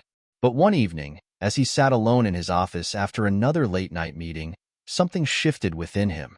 The weight of everything, the stress, the long hours, the sacrifice, felt unbearable. As he stared at the glowing screen of his computer, an email popped up, a photo from a recent Humanity First event. It was a picture of a woman, her arms wrapped around her 2 children, smiling as they stood in front of their new home, one of the many homes provided by the initiative. Elon smiled at the picture, but something tugged at his heart. The joy in her face reminded him of the people he was fighting for, but it also reminded him of the life he had sacrificed for this cause. He hadn't spoken to his kids in days. He hadn't been present for his family in months. And despite all the progress he had made, the empty spaces in his own life seemed to grow wider with every passing day. In that moment, he realized something he had been avoiding for too long. He was losing himself. The mission was everything. But without balance, without connection to those who mattered most, it would all be for nothing. For the first time since he started Humanity First, Elon allowed himself to stop, take a breath, and think about what truly mattered. It wasn't the billions of dollars or the global recognition. It wasn't even the accolades or the progress he had made in the fight against homelessness. It was the people closest to him, the ones who had always been by his side, the ones who had sacrificed their own time and attention to support him. And so, he made a decision. It wasn't one he made lightly, but he knew it was necessary. The next day, Elon called a meeting with his team. the faces that had been so familiar to him over the past year. Engineers, strategists, and social workers were now looking at him with anticipation. They knew the weight of the work they were doing, but they also knew Elon's relentless drive to see things through. What they didn't know was that he had come to a painful realization. Elon, what's on your mind? Naomi, the social worker he had come to rely on, asked when they sat down. I need to step back, Elon said, his voice calm but resolute. I can't do this alone anymore. The room went silent. Naomi, along with the rest of the team, had seen how much Elon had poured into humanity first. To hear him say he was stepping back, after everything he had invested, was a shock. Elon, are you saying you want to leave? Naomi asked. No, not leave. But I need to take a break. A real break, Elon replied. I've been pushing too hard. The mission is important, but I can't neglect the people who need me most. I've been sacrificing my family, my health, my own happiness, and I'm not willing to lose that. It wasn't an easy conversation, but it was necessary. Elon had always prided himself on his work ethic, his unyielding drive to achieve the impossible. But now, for the first time, he understood that achieving the impossible didn't mean sacrificing everything along the way. His team was understanding, though surprised. They had grown accustomed to Elon's presence, to his relentless energy, and they knew how much he cared about the cause. But they also recognized that in order for humanity first to succeed in the long run, they needed Elon to be healthy and whole, not just as a leader but as a person. With the support of Naomi and his team, Elon worked out a plan to allow others to take on a larger role in the daily operations of the initiative. He wasn't abandoning the cause, far from it, but he was shifting his focus to ensure he could continue to lead effectively, without burning out. It was a delicate balance. For the first time in years, Elon took time off, spent more time with his children, reconnected with his family, and focused on his own health. The break wasn't easy. There were days when he felt the familiar pull of his ambition, the urge to dive back into the work. But he stayed committed to his decision, knowing that without balance, the change he wanted to create would be unsustainable. As he spent more time with his family, he came to appreciate the small moments, the laughter of his children, the quiet evenings spent with his loved ones. He realized that these were the moments that grounded him, that reminded him of why he had embarked on this mission in the first place. During his time off, Elon also took the opportunity to reflect on the bigger picture. He reconnected with his mentors, people who had helped guide him through the toughest moments of his career. They reminded him that in order to make a lasting impact, he needed to invest in himself just as much as he invested in others. When Elon finally returned to humanity first, he felt renewed. He was no longer the overworked, isolated leader he had been. He was a father, a partner, and a visionary who understood that his true strength came not from his work alone, but from his connections to the people who mattered most. As he stepped back into the initiative, he had a new perspective, a vision for a future where success was measured not only by the number of people helped but by the quality of life the team and the families behind the initiative had built along the way. Hit subscribe and leave a comment with where you're watching from. This story might just spark a new beginning. What's one thing that always pushes you forward, even when things get tough? When Elon Musk returned to humanity first, he was no longer the same man who had left. His time away had allowed him to reevaluate everything: the work, his mission, and most importantly, his approach to life. He had learned the hard way that balance wasn't just something you could schedule into your day. It was something you had to cultivate within yourself, deep down. He was more present now, more focused on the people around him and the impact of the project on their lives. And while the mission remained at the forefront of his mind, he knew that in order for it to be sustainable, he had to ensure that his own well-being was also part of the equation. The future of humanity first depended not only on the effectiveness of its programs, but also on the strength of its leadership, and for that, Elon needed to be in the best possible place, mentally, emotionally, and physically. The first step in this new phase was reconnecting with the people who had supported him from the start. The Humanity First team, though deeply committed to the mission, had noticed his absence. The daily pressure of overseeing the centers, responding to media, and addressing the logistical challenges had worn on them, just as it had worn on Elon. They needed a leader who wasn't just present in the meetings, but who could inspire them with the same passion and drive that had sparked the project. And as much as Elon was committed to the cause, he knew that his absence had left a gap, both in leadership and in morale. Elon called a meeting with his core team, including Naomi, the social worker who had become not just a colleague but a friend, and Travis, the former venture capitalist who had joined the initiative to manage its funding. "I want to say thank you," Elon began, his voice steady but sincere. "I know I've been absent for a while, and that's not easy on any of you. I want to assure you that I'm here now, not just physically, but emotionally, mentally. I'm ready to lead again, and I want to do so in a way that benefits all of us." The room was quiet for a moment, and then Naomi spoke. "We've been waiting for you to come back, Elon, but we've also been learning to operate without you. The work you've started is important, and we've all stepped up to carry the load. We're ready to take things even further, but we need you to guide us through this next phase." Elon nodded, feeling a weight lift off his shoulders. It was a relief to know that the team was ready to move forward, and that they had kept the mission alive in his absence. But now, he had to do more than just lead. They needed to take the next step together. "I've been thinking about that next step," Elon continued. "We've done a lot of good so far, but we need to scale. We need to reach more cities, more states, and eventually more countries. But we also need to think about sustainability. This isn't just a short-term fix, it's a long-term solution to homelessness. And that means we need to be prepared for the challenges ahead." As the team discussed ways to scale the initiative, Elon's mind turned to one particular issue: the funding. Humanity First had grown quickly, but it needed a stable financial foundation to continue. Elon knew that if he was going to achieve his long-term goals, he needed to think outside the box. The traditional methods of funding, donations, grants, and public support were important, but they were not enough to sustain the growing initiative. That's when the idea struck him, an idea that, at first, seemed both innovative and risky: turning Humanity First into a social enterprise. He knew it would require significant effort, but if he could integrate the principles of social entrepreneurship, they could fund the initiative through a combination of profit-driven ventures and philanthropic support. Humanity First could become self-sustaining, creating its own revenue streams while continuing to offer its services to those who needed them most. "Naomi, Travis, what do you think about turning Humanity First into a social enterprise?" Elon asked, sharing the idea with them. "What if we use some of the centers as a platform for social businesses, companies that hire individuals from our programs, provide training, and help raise funds through sales or services?" Naomi and Travis exchanged looks, both intrigued by the concept. "That's ambitious," Naomi said, "but it could work. We've seen how job training can change lives.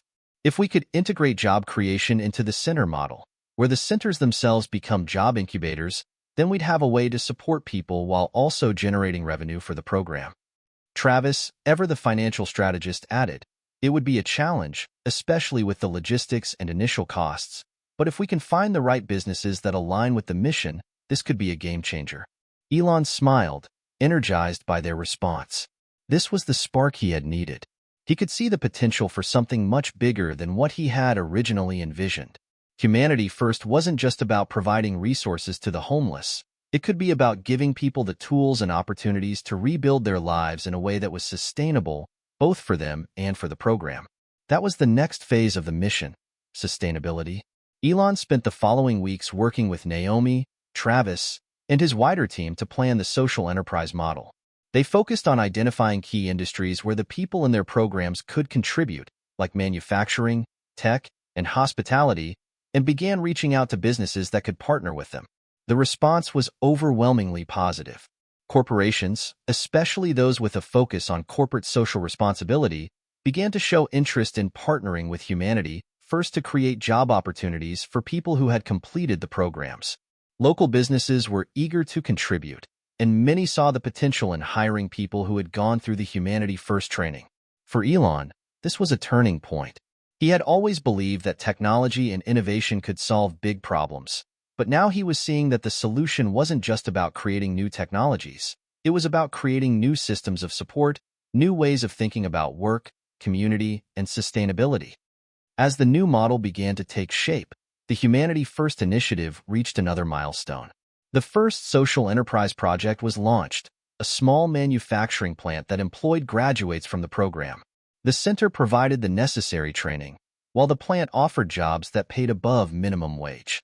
The success of the plant was a sign that the model could work, and it generated the funding needed to expand the initiative further. Elon had restored balance in his own life, and now, he was helping to create a future where the mission of humanity first could continue long after he was gone. The next phase had begun. The success of the first social enterprise project was a turning point for humanity first.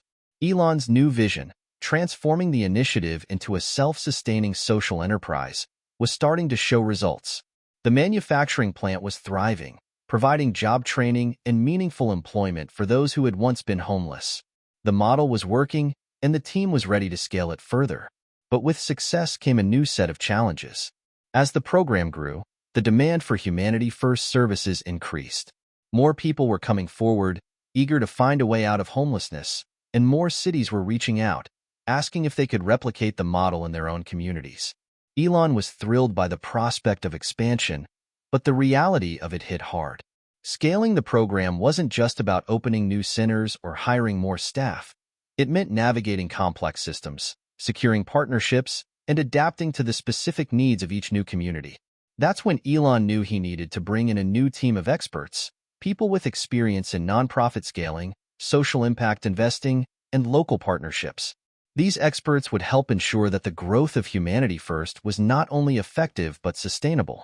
The vision had always been global, but now it was time to make that vision a reality. He called Naomi and Travis into his office, a large room in the heart of the Humanity First headquarters. It was well lit, with floor-to-ceiling windows that overlooked the city, but Elon's focus was on the task ahead. He had spent the morning reviewing proposals for expansion, and while there was a great deal of interest, there was also a recognition that scaling would require more than just financial support. It would require local, grassroots involvement. "We've hit a pivotal moment," Elon said, his voice calm but firm. "The success of the manufacturing plant is proof that the model works. But now, we need to grow. We need to bring in the right people, the right partnerships, and the right systems. If we don't do this right, we risk losing everything we've built." Naomi nodded, understanding the gravity of the situation. She had seen firsthand the challenges that came with scaling initiatives, especially when working with vulnerable populations. The key, she knew, was ensuring that each new center remained true to the mission of Humanity First, providing not just resources, but opportunities for lasting change. "I agree," she said, "but we need to start by finding partners who can help us navigate local systems. Each city will be different needs, different regulations, different attitudes toward homelessness. We'll need local buy-in to make this work." Elon leaned back in his chair, considering Naomi's words. Exactly. It's not just about opening a center. It's about creating a movement in each city, building local networks that can support people long-term. That's when Travis spoke up. He had been quiet until then, but his expertise in venture funding and his background in scaling businesses had given him a unique perspective on the situation. "I've been talking to some of our investors," Travis said. "They're excited about the potential for scaling, but they're also cautious. They want to see a proven strategy. They want to know that we're not just spreading ourselves too thin." Elon nodded. The financial support was there, but the approach had to be precise. They couldn't afford to make mistakes as they expanded. The new centers had to operate seamlessly, integrating with local businesses and social services to ensure that people didn't just find temporary shelter but sustainable opportunities for growth. Over the next few months, the team worked tirelessly to refine their strategy for expansion. They conducted research on the best cities to target for growth, looking at factors such as existing homelessness rates, local government support, and the presence of businesses that could partner with the initiative. They also met with key stakeholders in various communities, city officials, local businesses, and nonprofit organizations, ensuring that Humanity First would have the partnerships it needed to thrive. It was a process that took time, but as the months went by, the team began to see the fruits of their labor. New centers opened in cities across the United States, each one tailored to the unique needs of its community. In Chicago, Humanity First worked closely with local shelters to provide job training and housing for veterans. In Los Angeles, they partnered with tech companies to provide training in coding and software development, opening doors for those who had once been on the streets to enter high-paying, in-demand jobs. The ripple effect of Humanity First's expansion was palpable. Each new center became a beacon of hope for those who had been forgotten, an example of what was possible when a community came together to support its most vulnerable members. But Elon knew that the mission couldn't stop there. The success of the social enterprise model had proven that change was possible, but in order to truly solve homelessness, it had to be part of a larger, more integrated effort. He had always believed that technology and innovation could solve big problems, and now he was seeing that it wasn't just about the technology, it was about the community. It was about bringing together businesses, local governments, nonprofits, and individuals to create lasting change. One evening, as Elon sat in his office overlooking the city, he received a phone call that would change everything. It was from the United Nations. "We've been following the success of Humanity First," the voice on the other end of the line said, "and we'd like to explore the possibility of scaling the model internationally. There are countries around the world facing similar challenges with homelessness, and we believe Humanity First could be a key part of the solution." Elon's heart raced. This was it, the opportunity he had always dreamed of. He had always envisioned a world where the success of Humanity First could be replicated globally, where the model could spread to every corner of the world and change the lives of millions. "This is a game changer," he said, his voice steady but full of excitement. "We've worked hard to make this happen in the US, and now, we're ready to take it to the next level." As he hung up the phone, Elon felt a surge of energy. The mission was no longer just about a single country, it was about a global effort to eradicate homelessness, one community at a time. This was the moment he had been waiting for, the culmination of everything he had worked for. But with this new challenge came new obstacles. Scaling globally would require an entirely new level of collaboration, innovation, and cultural understanding. But Elon was ready. He had learned that change wasn't just about vision, it was about execution. And now, with Humanity First on the brink of something much larger, he was prepared to take the next step. Elon Musk sat at his desk, a heavy silence filling the room as he pondered the implications of the phone call he had just received. The United Nations had expressed a serious interest in scaling Humanity First globally, and while the idea of expanding worldwide was exciting, it also felt like the beginning of an entirely new challenge, one that would push the boundaries of everything they had built so far. This wasn't just about reaching more cities or more countries. This was about creating a global network that could solve one of the world's most persistent issues. Homelessness was not confined to the streets of America. It was a global crisis, impacting millions across the globe. Yet, with the right strategy and partnerships, Humanity First could become a force for change unlike anything the world had ever seen. The weight of that responsibility was not lost on Elon. But as he looked out of his office window, overseeing the city he had spent years building his companies in, he knew that the time had come. They had achieved incredible success on a national scale, and now they had the chance to take that success to the international stage. He picked up the phone and dialed Naomi's number. She picked up on the first ring, her voice bright but cautious, as if sensing the gravity of the call. "Elon? What's going on? You sound different." "I've got news," Elon said, trying to keep his voice steady. "The United Nations wants to help us scale Humanity First globally." There was a pause on the other end of the line. Naomi clearly hadn't expected that. "Are you serious?" she asked, her voice filled with disbelief. "This is huge. This could change everything." "I know," Elon replied, "but I need your help. We need to be ready. Expanding globally isn't like opening a new center in a city. This is going to require new systems, new partnerships, and a much larger infrastructure. We can't afford to make mistakes." Naomi was quiet for a moment as she processed the magnitude of the opportunity. "So what's next? What do we do?" Elon took a deep breath. "I need you to start preparing a global strategy. Think about how we can replicate the model in different countries, considering cultural differences, local government regulations, and regional resources.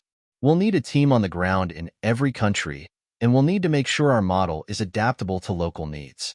Naomi's voice was firm with determination. "You can count on me. I'll start drafting a plan, and I'll reach out to our local partners to see if we can build connections in the countries we're targeting." Elon smiled. Naomi was always quick to act, and he trusted her completely. But this was no ordinary task. The scale of the project meant they had to think bigger, more strategically. They would need a team of global experts to help them navigate the different landscapes they were about to enter. Humanity First would need to integrate into local systems, work with various governments, and adapt the model to the challenges each country faced. It wasn't just about providing shelters. It was about creating sustainable programs that could thrive in diverse environments. The next few weeks were a whirlwind of planning. Elon traveled to Europe, Asia, and Africa to meet with representatives from the United Nations and local governments. He wanted to understand each country's unique challenges with homelessness and explore how Humanity First could integrate into the social fabric of each community. The team in the U.S. also worked tirelessly, refining the expansion strategy and making sure that everything they had built would be scalable.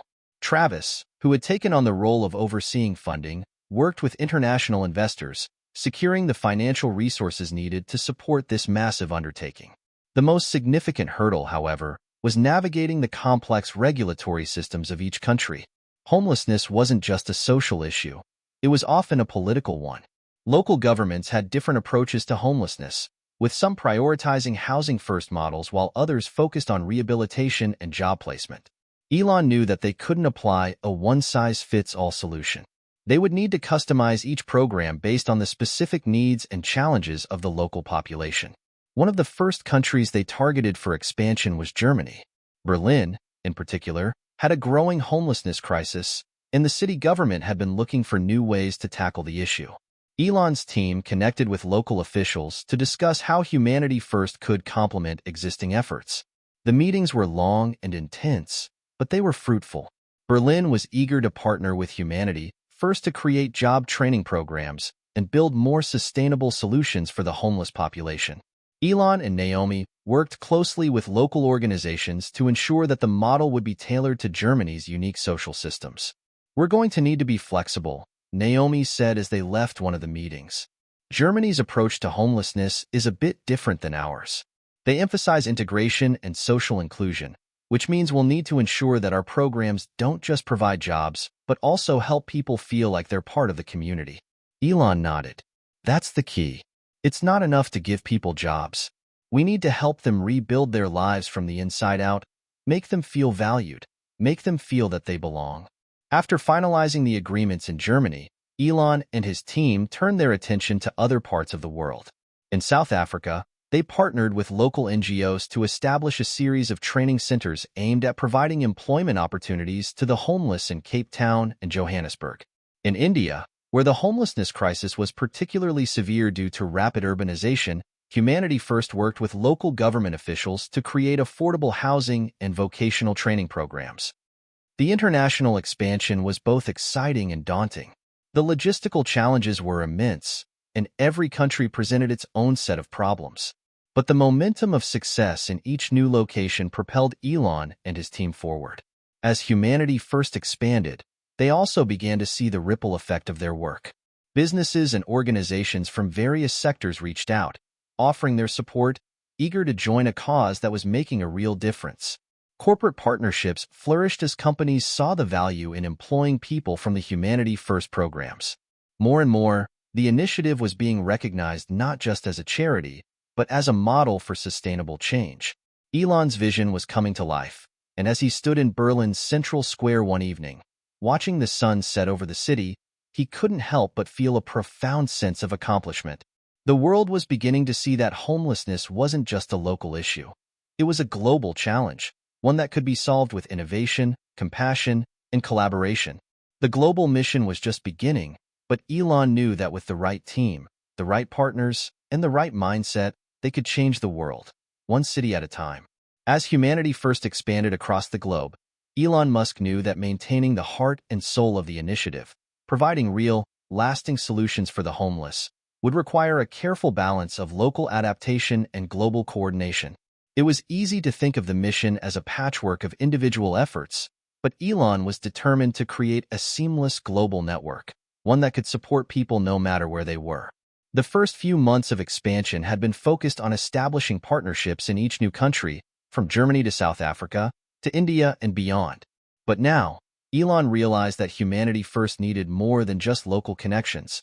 It needed a unified strategy that could tie these efforts together, allowing the network to learn from each other and improve as a collective force. It wasn't just about bringing the same program to every country. It was about creating a global network of innovators, local leaders, and passionate individuals who could collaborate, share insights, and ultimately solve the issue of homelessness on a scale never seen before. Elon gathered his leadership team for an emergency summit at Humanity First headquarters in California. They were going to discuss the next steps in scaling the global network and ensuring that each center had access to the resources it needed to succeed. Naomi arrived first, as always, bringing with her a carefully organized set of reports detailing the progress in each country. "We've made huge strides, but we're facing some challenges in scaling our operations," she said, setting the folder down in front of Elon. "In some countries, there are issues with infrastructure, with regulations that we didn't anticipate. And in others, we're finding resistance from local communities who feel like Humanity First is an outsider, coming in with a one-size-fits-all mentality." Elon glanced over the reports, nodding. "That's to be expected. This kind of change never happens without resistance. But it's important that we don't lose sight of our mission. We need to remain flexible, adapt to the local needs, and make sure that the people we're helping feel like they're part of the process, not just recipients of aid." Travis joined the meeting a few moments later, his laptop open in front of him. "I've been working with our investors to secure additional funding for the international initiatives," he said, looking up from the screen. "The response has been overwhelmingly positive. We've got major backers on board, but they want to see evidence that our model works across different cultures. They're concerned about whether the programs will be as effective in countries with completely different socioeconomic challenges." Elon nodded thoughtfully. "That's a valid concern. We've got the proof of concept in the US now, but we need to show that we can scale without compromising the quality of the work we're doing. We also need to leverage technology," Naomi added. "I think we're missing an opportunity to create a digital platform that connects centers around the world. It could be used to share best practices, train staff, track progress, and even allow people who have gone through the program to stay in touch with Humanity First as they move through different stages of their journey." Elon's eyes lit up at the suggestion. "I like that idea. Let's make it happen. A global digital platform will help us not only share knowledge, but also track the success stories of our participants. We'll need to ensure that each center has the right technology and infrastructure to support this." The idea of creating a digital platform wasn't just a matter of logistics, it was a way to build community. It would allow participants, staff, and volunteers to connect across borders, share their stories, and support each other in ways that transcended geography. The impact of this digital space could be far-reaching, creating a sense of unity among people who were geographically separated but united in their commitment to ending homelessness. Over the next several weeks, the team worked tirelessly to build the platform.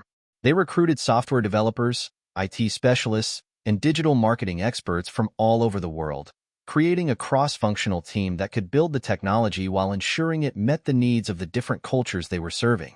The platform itself was designed to be intuitive and easy to use, with tools that allowed individuals to create profiles, track their progress, access job training courses, and engage in support groups. Staff members could use the platform to communicate with participants, monitor progress, and share resources. It was a holistic, integrated approach to the challenges of homelessness, combining technology, personal growth, and community building. But the digital platform was only part of the puzzle. Elon knew that the success of Humanity First's global network would rely heavily on local leadership. Each country needed to have a core group of dedicated leaders, people who understood the local context and could navigate the unique challenges of their community. To cultivate this leadership, Humanity First began holding global summits where leaders from each center could meet, share their experiences, and learn from one another. These summits became a place not only for knowledge exchange, but also for inspiration and solidarity. It was where leaders could reconnect with the core values of Humanity First, ensuring that the mission remained focused on empowerment, community, and sustainable change. One such summit took place in Cape Town, South Africa, where leaders from Europe, Africa, Asia, and North America gathered to discuss the successes and challenges they had faced in their respective countries. Elon was there to speak to the group. As he stood at the podium, looking out over the diverse crowd of passionate individuals, he felt a deep sense of pride. Humanity First had grown from a small, local initiative into a global movement, and the room was filled with people who were truly dedicated to making a difference. "We are standing at the forefront of something revolutionary," Elon began, his voice filled with determination. "What we're doing here is not just about providing shelter. It's about transforming lives. It's about giving people the tools to succeed, to rebuild, and to thrive. And what we're doing together is bigger than any one of us. This is a global mission, and it's only just beginning." The room erupted in applause, and for a moment, Elon felt the weight of the journey ahead.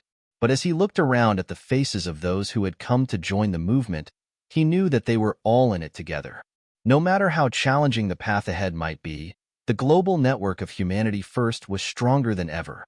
Over the next few days, the summit continued with workshops, brainstorming sessions, and small group discussions. The leaders shared their success stories and their struggles, and they worked together to develop strategies for overcoming the obstacles they faced. It was a powerful reminder of the importance of collaboration and community, and it left everyone feeling motivated and inspired to continue their work. By the time the summit ended, Humanity First had solidified its position as a global network, united in purpose and vision. But Elon knew that this was just the beginning. The road ahead would be long and filled with challenges, but they were building something that would change the world. The excitement of Humanity First's global expansion was beginning to fade as the team faced unexpected roadblocks that threatened to derail the progress they had worked so hard to achieve. The digital platform was functional, the partnerships were solid, and the local leaders were passionate. But despite all their efforts, there was a harsh reality they hadn't fully anticipated: the political and societal challenges that came with global change. It started with the resistance in some of the countries. While some governments had welcomed Humanity First with open arms, others were less enthusiastic about foreign entities coming in to tackle such a sensitive issue. Local politicians were concerned that the initiative might overshadow their own programs, or that it might be seen as a foreign imposition, despite the fact that Humanity First had always emphasized local autonomy and leadership. In several countries, particularly in the Middle East and parts of Southeast Asia, political leaders had voiced concerns about Humanity First methods, which they viewed as unconventional and potentially threatening to the existing power structures. Some feared that the initiative would challenge the very systems that had allowed them to maintain control over their populations. In addition, there were cultural clashes. Some countries had deeply ingrained societal views on homelessness, with stigmas and judgments that made it difficult to break through. Homelessness in these regions wasn't just seen as a social issue. It was often viewed as a moral failing, a personal flaw. The idea that someone could be homeless due to systemic inequality, mental health issues, or economic hardship was a foreign concept in many of these places. Humanity First's message of empathy, empowerment, and second chances was met with skepticism and, in some cases, outright hostility. Elon knew that they had to find a way to address these challenges head-on. This was not just about providing a service to the homeless. It was about changing perceptions, dismantling long-held beliefs, and shifting cultural paradigms. It was a monumental task, one that would require a deep understanding of local traditions and values, and a willingness to engage in difficult conversations. He called an emergency meeting with Naomi, Travis, and the leadership team to discuss the growing concerns. As they gathered in the conference room, the weight of the situation was palpable. They were facing resistance on a scale they hadn't prepared for. "We can't ignore this," Elon began, his voice serious. "Some of these governments are pushing back harder than we expected. They're questioning our methods, our goals, and whether we even understand their cultures." Naomi nodded. "I've been working closely with our teams on the ground, and I've heard similar concerns. It's frustrating because the people we're trying to help need us, but the governments are skeptical of us, and that makes it harder to build relationships."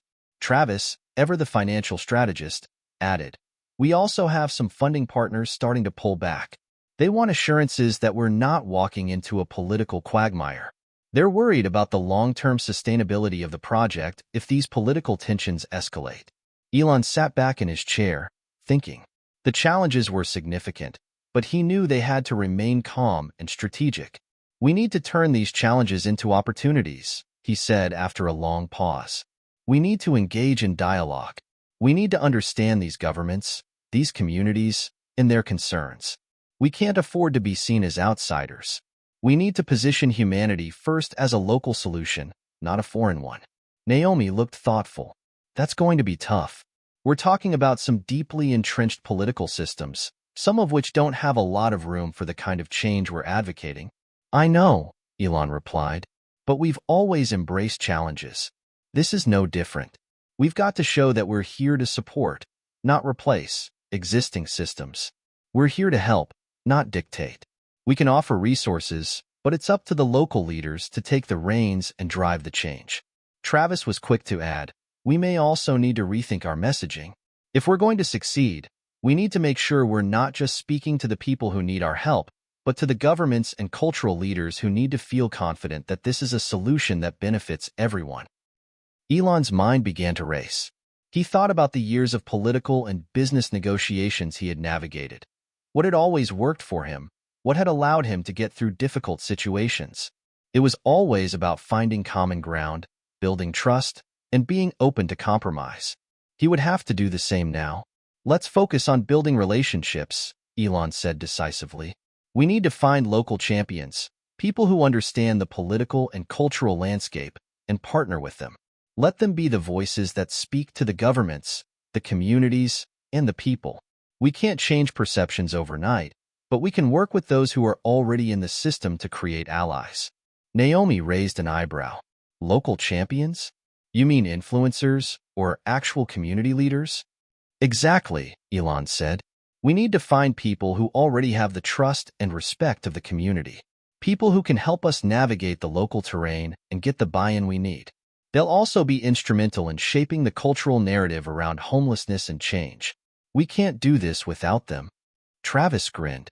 You're talking about a grassroots movement that's integrated into the local systems. That's exactly what I'm talking about, Elon replied. A grassroots approach that's rooted in local values, but informed by global knowledge.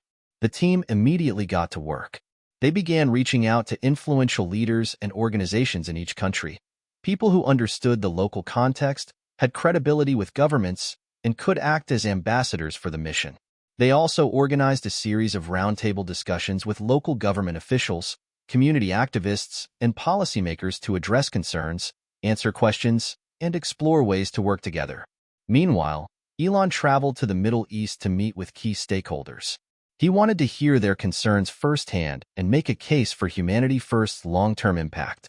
It was a difficult conversation, and the initial response was less than welcoming. But Elon was persistent. He made it clear that the initiative wasn't about imposing foreign values. It was about supporting local solutions and creating opportunities for people who were being left behind. It was in these conversations that Elon began to understand the real cultural divides that existed. Some countries viewed homelessness as a moral issue, while others saw it as an economic one. The path to creating meaningful change wouldn't be easy, but it was clear that collaboration, not confrontation, would be the way forward. By the end of the month, things began to change. The political resistance began to soften, and governments started to open up to the idea of working with Humanity First as a trusted partner, rather than a foreign intervention. Local champions rose to the occasion, and the grassroots movement began to gain momentum. Elon smiled as he read the latest report from the Middle East. The breakthrough was small, but it was progress. And sometimes, progress came in the form of one conversation at a time. The breakthroughs in the Middle East and other regions marked a critical turning point for Humanity First. After facing considerable pushback from local governments and societal barriers, Elon and his team had learned to pivot their approach. The key had been collaboration, building local partnerships, finding champions who could serve as advocates for change, and listening deeply to the concerns of each community. The political resistance had not vanished entirely, but it had softened significantly. Governments were beginning to see Humanity First as a credible partner, and the initiative's message of empowerment, rather than dependence, was beginning to resonate. Yet, despite this progress, the journey was far from over. There were still countries where cultural challenges and systemic issues ran deep, and the team had to find innovative ways to navigate these complex landscapes. In the United States, Humanity First was thriving, but there was still much work to be done to build momentum across the world. Elon knew that they couldn't simply rely on the progress made in the US to carry them forward. They needed a fresh, bold vision for what was next. One evening, after a series of back-to-back calls with partners in Europe, Elon stood in his office overlooking the SpaceX campus, deep in thought.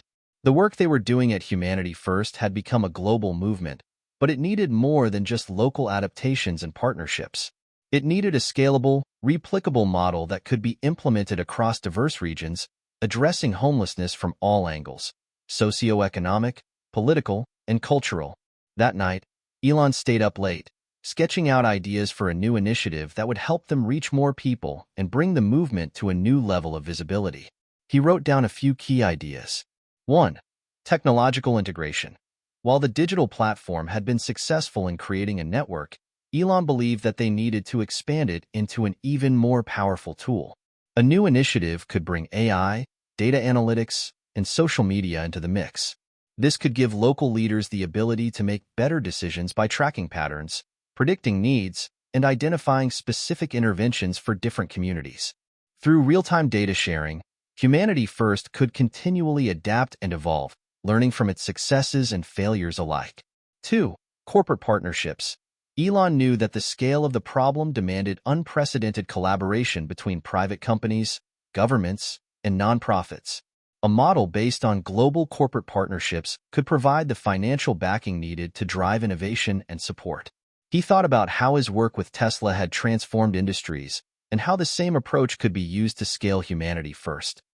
3. Holistic education. One of the most powerful lessons from the Humanity First initiative was the idea of self-empowerment, giving people the tools they needed to get back on their feet. This wasn't just about offering shelter. It was about creating long-term solutions for people by providing them with education, job training, and mentorship. Elon envisioned an education program that would integrate online learning with in-person workshops, ensuring that participants could build a strong foundation for their future success. 4. Global volunteer network. Elon had been inspired by the widespread support Humanity First had garnered from volunteers around the world. He realized that they could harness this network on a much larger scale by making volunteering easier and more accessible, creating a platform where people could give their time, skills, and resources to support local centers. This would not only help expand their impact, but also foster a deeper sense of community engagement. With these ideas in mind, Elon reached out to Naomi and Travis early the next morning. He could see the potential of this new vision and was eager to bring his team into the fold. The three of them sat down in their regular conference room, and Elon laid out his thoughts. We need to take a massive leap forward. I'm talking about integrating technology, forging corporate partnerships, creating an education program, and expanding our volunteer network into something global. If we're going to truly make homelessness a thing of the past, we have to think bigger, bolder, and more collaboratively. Naomi listened carefully, taking notes. So, you're talking about expanding our digital infrastructure into a more sophisticated platform that offers educational resources, job placement tools, and real-time data analytics. We could track the impact of our programs globally, right? Exactly, Elon replied. We need to be able to predict needs before they arise, track where resources are most needed, and adjust our programs in real time based on data. We've always been good at iteration, but now it's time to use technology to drive better decision-making on a global scale. Travis jumped in, his mind already working through the financial implications. To do this, we're going to need serious corporate buy-in. We can't scale without substantial funding and resources.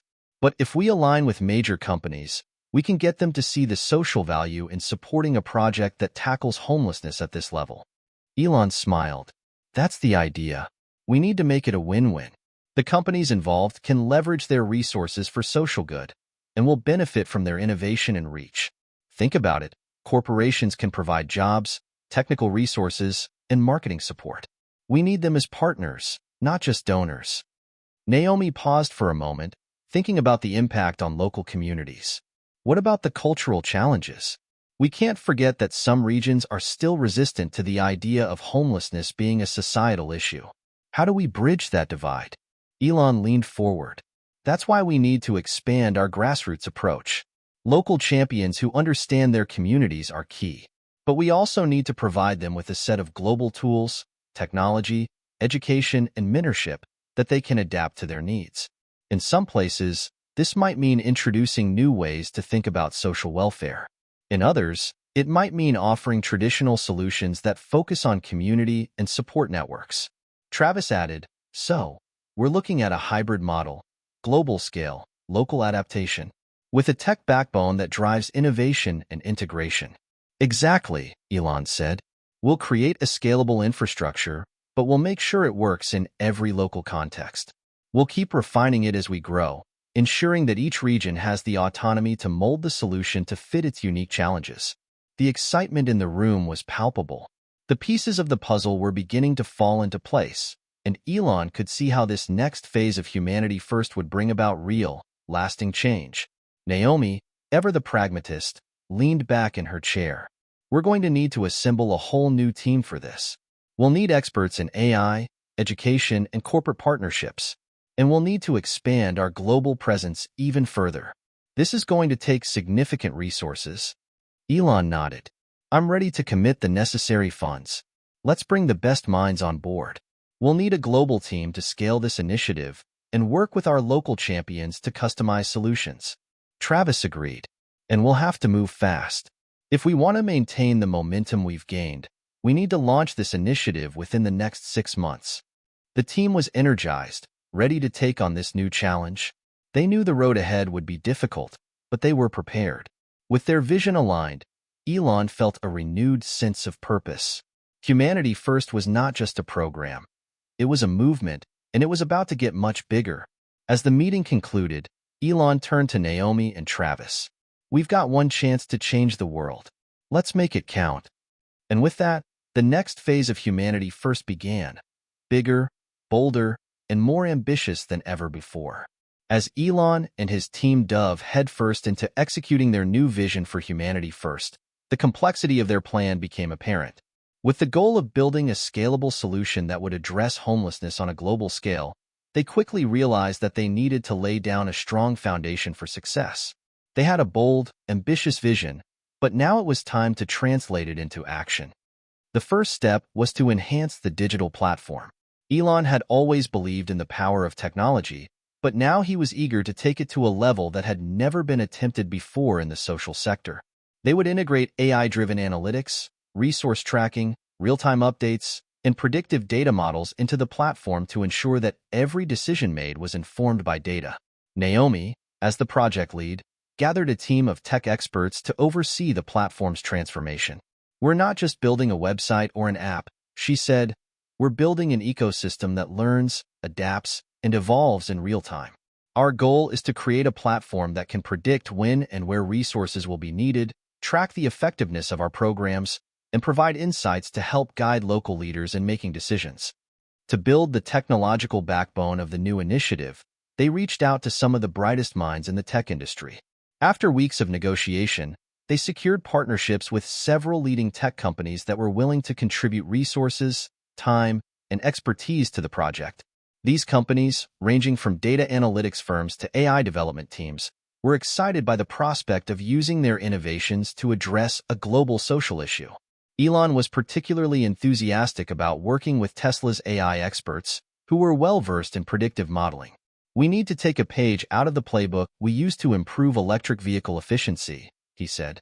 "We can build algorithms that predict the needs of our communities, identify areas where resources are most needed, and measure the long-term effectiveness of our interventions. This kind of data-driven approach will give us the power to make informed decisions and scale rapidly." With the tech side of the initiative starting to take shape, the next step was to engage corporations. Elon's connections in the business world were invaluable, and he began making calls to CEOs of major companies, proposing strategic partnerships that would align their business interests with the mission of Humanity First. It wasn't just about writing checks. It was about companies committing to long-term investments in social good, job creation, and the eradication of homelessness. One by one, large corporations signed on to the initiative, offering funding, resources, and technical expertise. The partnership with companies like Amazon, Microsoft, and Google would prove instrumental in scaling the platform globally. But more than just funding, These companies brought critical logistical and operational capabilities that would make it easier to deploy humanity first in communities around the world. Despite the excitement surrounding these partnerships, the real challenge lay in the grassroots efforts. Elon knew that the success of humanity first depended on local leaders, people who understood the unique challenges of their communities and could adapt the solutions to fit their cultural context.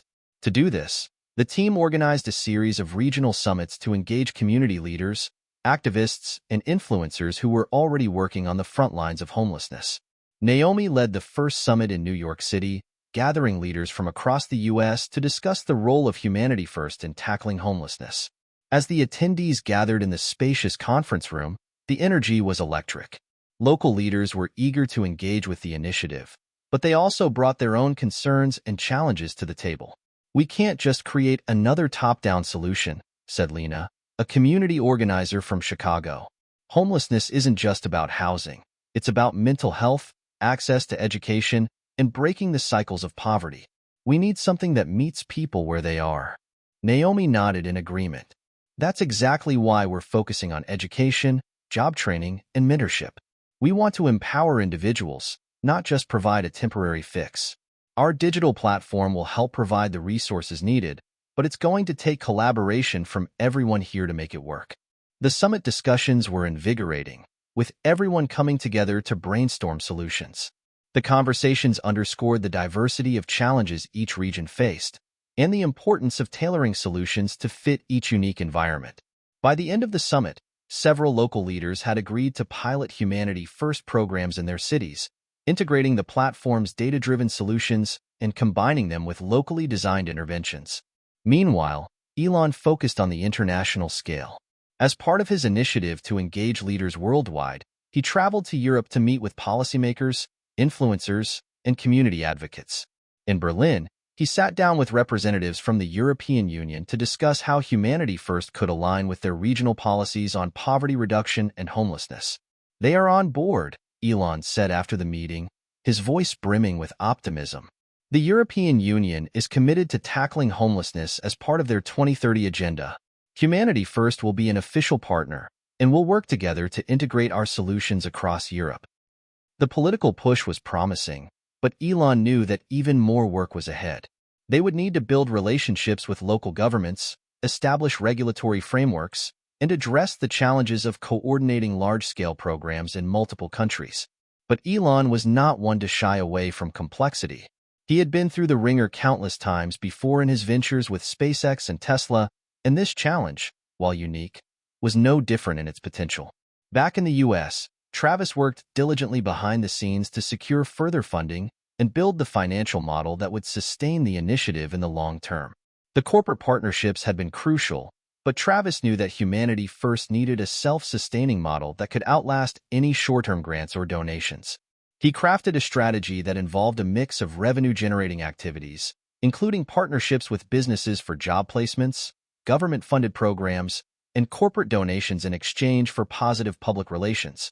The next few months were a whirlwind of activity. The digital platform continued to evolve, incorporating AI-powered resource allocation systems, predictive models, and dynamic educational tools. Corporate partners continued to step forward, each bringing their own set of expertise. And local leaders in each region began adapting the Humanity First approach to meet their community's needs. Despite the pressure of trying to juggle multiple fronts, tech development, global partnerships, and grassroots collaboration, Elon remained focused on the bigger picture. Every challenge they faced was just another opportunity to strengthen the foundation of the global movement. Every setback was a lesson that would make them stronger, more resilient, and more capable of effecting real, lasting change. At the end of a long day, Elon sat alone in his office, reflecting on how far they had come. The scale of Humanity First was daunting, but he could see it all coming together. The platform, the partnerships, the people. It was all aligning, and the dream of ending homelessness on a global scale was becoming a reality. With a determined smile, Elon typed out a quick message to his team. "We're on the right track. Let's keep going." As Humanity First continued to expand its reach, the journey entered a new phase, one where collaboration was paramount.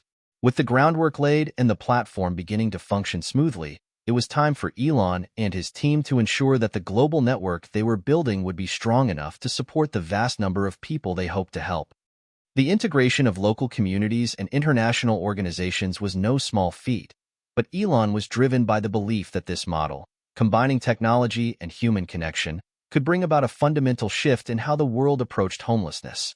He had always been an advocate for the power of networks, and now, he was seeing that vision unfold on an unprecedented scale. Naomi, who had been leading the charge on the digital side, was tasked with ensuring that the platform would be capable of supporting such a global effort. "This is the backbone of everything we're doing," she said, staring at her screen filled with graphs and projections. "If we can get this network right, we'll have a flexible, adaptable system that can support the scale we need. It's going to take a lot of work, but I'm confident that we can do it." Elon agreed. The potential of a global network was enormous, but it needed to be organized in a way that would not only provide resources but also create meaningful connections between people in need and those who could help. The network had to be a living, breathing entity, constantly evolving and responding to new challenges. One of the key features of this global network was the development of local champions. These individuals would act as community leaders who could serve as liaisons between humanity first and their respective regions. They would ensure that the solutions being implemented were appropriate for their local environments and that they were receiving the support they needed to continue making a difference. Travis, with his extensive background in operations and finance, knew that sustainability would be a critical factor in the long-term success of Humanity First. One of the first steps was to ensure that the initiative would be funded in a way that was diverse and stable. He had spent months designing a financial model that included donations, government partnerships, and earned revenue streams. The goal was to create a structure that could weather economic downturns while continuing to support the global network. "Elon," Travis said during one of their daily calls, "we've secured major funding commitments from some of our corporate partners, but I think it's time we start looking into diversifying our revenue streams even further. We could offer our platform as a service to other organizations, charging them for access to the data and tools we've built. This way, we can sustain ourselves without solely relying on donations." Elon nodded thoughtfully. "That's a smart move, Travis. Let's explore that option further. But we also need to ensure that our resources are still directed toward the communities that need it most. We can't lose sight of the people we're trying to help." In parallel to these efforts, Elon was keen on building relationships with key government leaders around the world. He had learned from past experiences that working with policymakers was essential to creating lasting change. But while he was comfortable negotiating deals in the private sector, the political landscape was a different challenge altogether. A breakthrough came when Elon was invited to speak at the United Nations. The topic: Ending Global Homelessness, a Call for Collective Action. It was a prestigious opportunity, and Elon knew it would be a defining moment for the movement. As he prepared for his speech, he reflected on the journey that had led him here. The road had been long and fraught with obstacles, but the idea that had started with a simple question, "What if we could change the world?" was now resonating on the global stage. When the day of the speech arrived, Elon stood before an audience of diplomats, government leaders, and activists, all of whom had gathered to discuss solutions to homelessness. The atmosphere in the hall was heavy with anticipation, but Elon was calm, prepared, and more determined than ever to make his case. "My friends," Elon began, his voice carrying through the hall, "we are here today because we all know that homelessness is a global issue, one that affects millions of people in every corner of the world. It's easy to look away, to assume that someone else will take care of it, but that's not good enough anymore. We need action. Real, sustainable action. The solutions we've implemented at Humanity First have shown that it's possible to make a difference, but we can't do it alone. It's time for all of us to come together and commit to ending homelessness once and for all." His words were met with a mixture of applause and silence. Applause from those who shared his vision, and silence from those who were still unsure of the scale of change that was required. After the speech, several world leaders approached Elon to discuss the next steps. There was a clear willingness to collaborate, and for the first time, it seemed that political leaders were beginning to understand that addressing homelessness was not just a matter of social welfare. It was an issue that impacted global stability, economies, and social structures. The meeting at the United Nations marked a pivotal moment in the journey of humanity first. As the conversation shifted from discussion to action, Elon realized that they were no longer just an idea, they were a movement. The partnerships were growing, the momentum was building, and the world was beginning to take notice. Back at Humanity First headquarters, the team was excited by the progress they had made, but they knew that the work was far from over. The global network needed to continue expanding, local champions needed to be trained, and the platform needed to evolve to meet the increasing demand for services. Naomi, Travis, and Elon met to discuss the next phase. "We're on the brink of something monumental," Naomi said, looking over the data from the platform's usage. "The network is growing rapidly, and we're seeing real impact in communities. But we need to scale quickly if we want to keep up with demand." Elon nodded, his mind already working through the logistics. "We'll keep pushing forward. We've made incredible strides, but the real work starts now. Let's stay focused and keep building the foundation for the future. This is just the beginning." And so, the global network of Humanity First continued to grow, with each new partnership, each new initiative, and each new success bringing them one step closer to their goal of eradicating homelessness once and for all. The momentum of Humanity First was undeniable.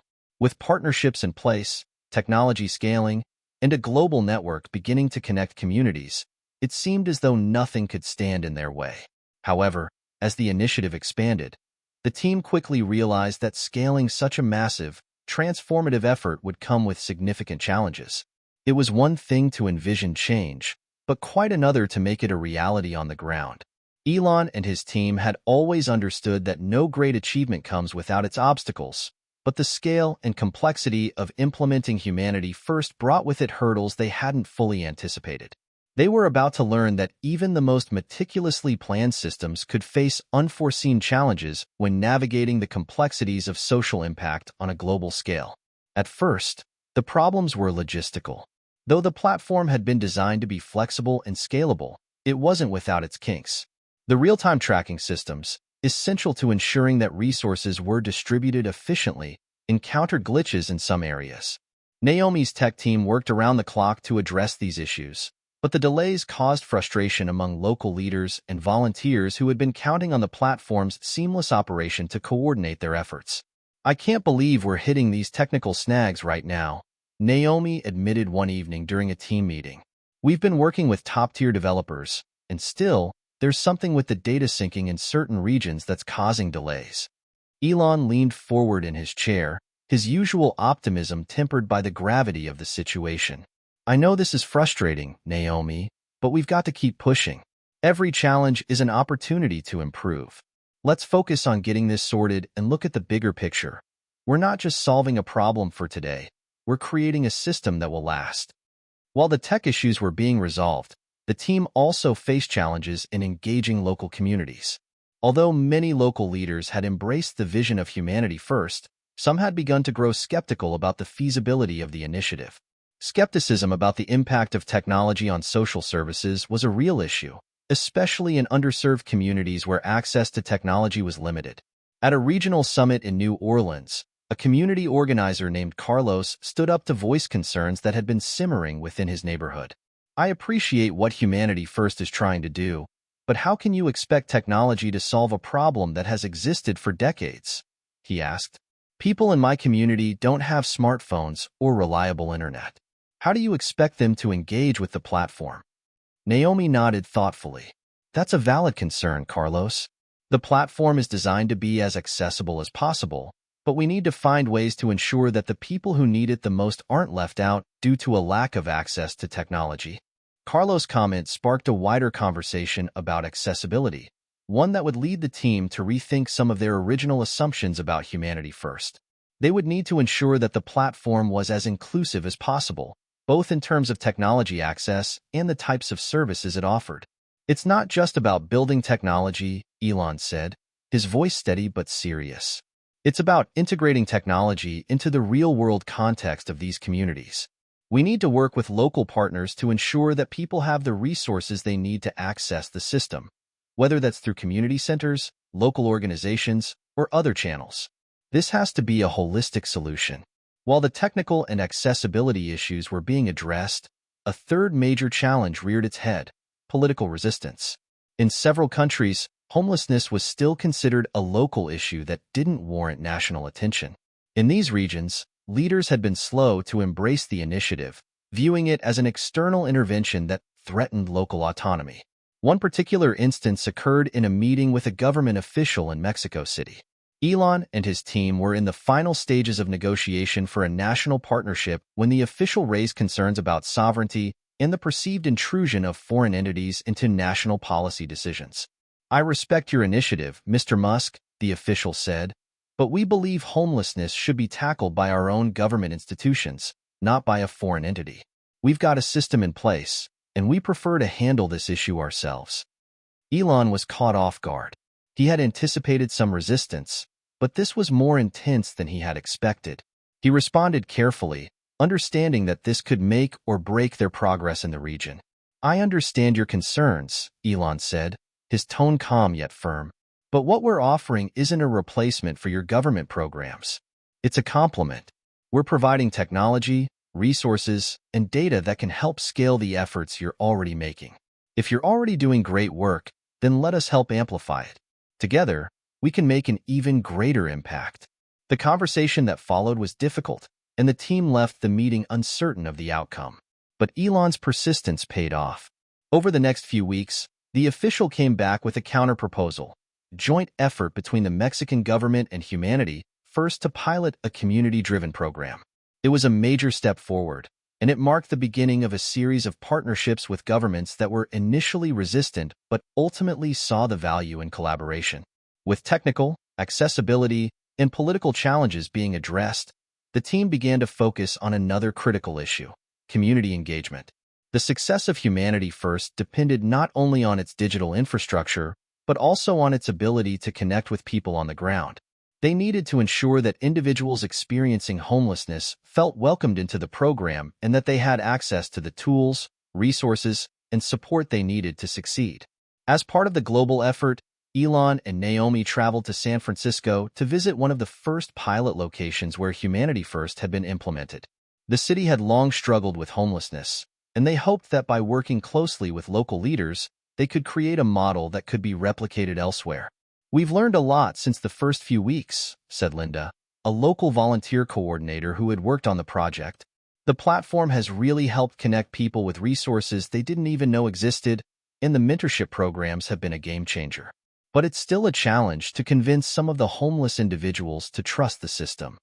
Elon listened carefully, recognizing that trust was the final piece of the puzzle. "We need to meet people where they are, both figuratively and literally. That means understanding their fears, their hopes, and their dreams. If we can build trust with these communities, the rest will fall into place." Back in the office, the team worked tirelessly to improve the community engagement strategy. They partnered with local outreach programs to ensure that individuals experiencing homelessness would have a personal point of contact, a real human being, who could help them navigate the system and offer support every step of the way. This was the key to bridging the gap between technology and the human touch. As Elon sat in his office late that night, reviewing updates on the pilot programs, he felt a renewed sense of optimism. They had faced obstacles at every turn, but they were overcoming them, one by one. And with each challenge, they were building a stronger foundation for the future.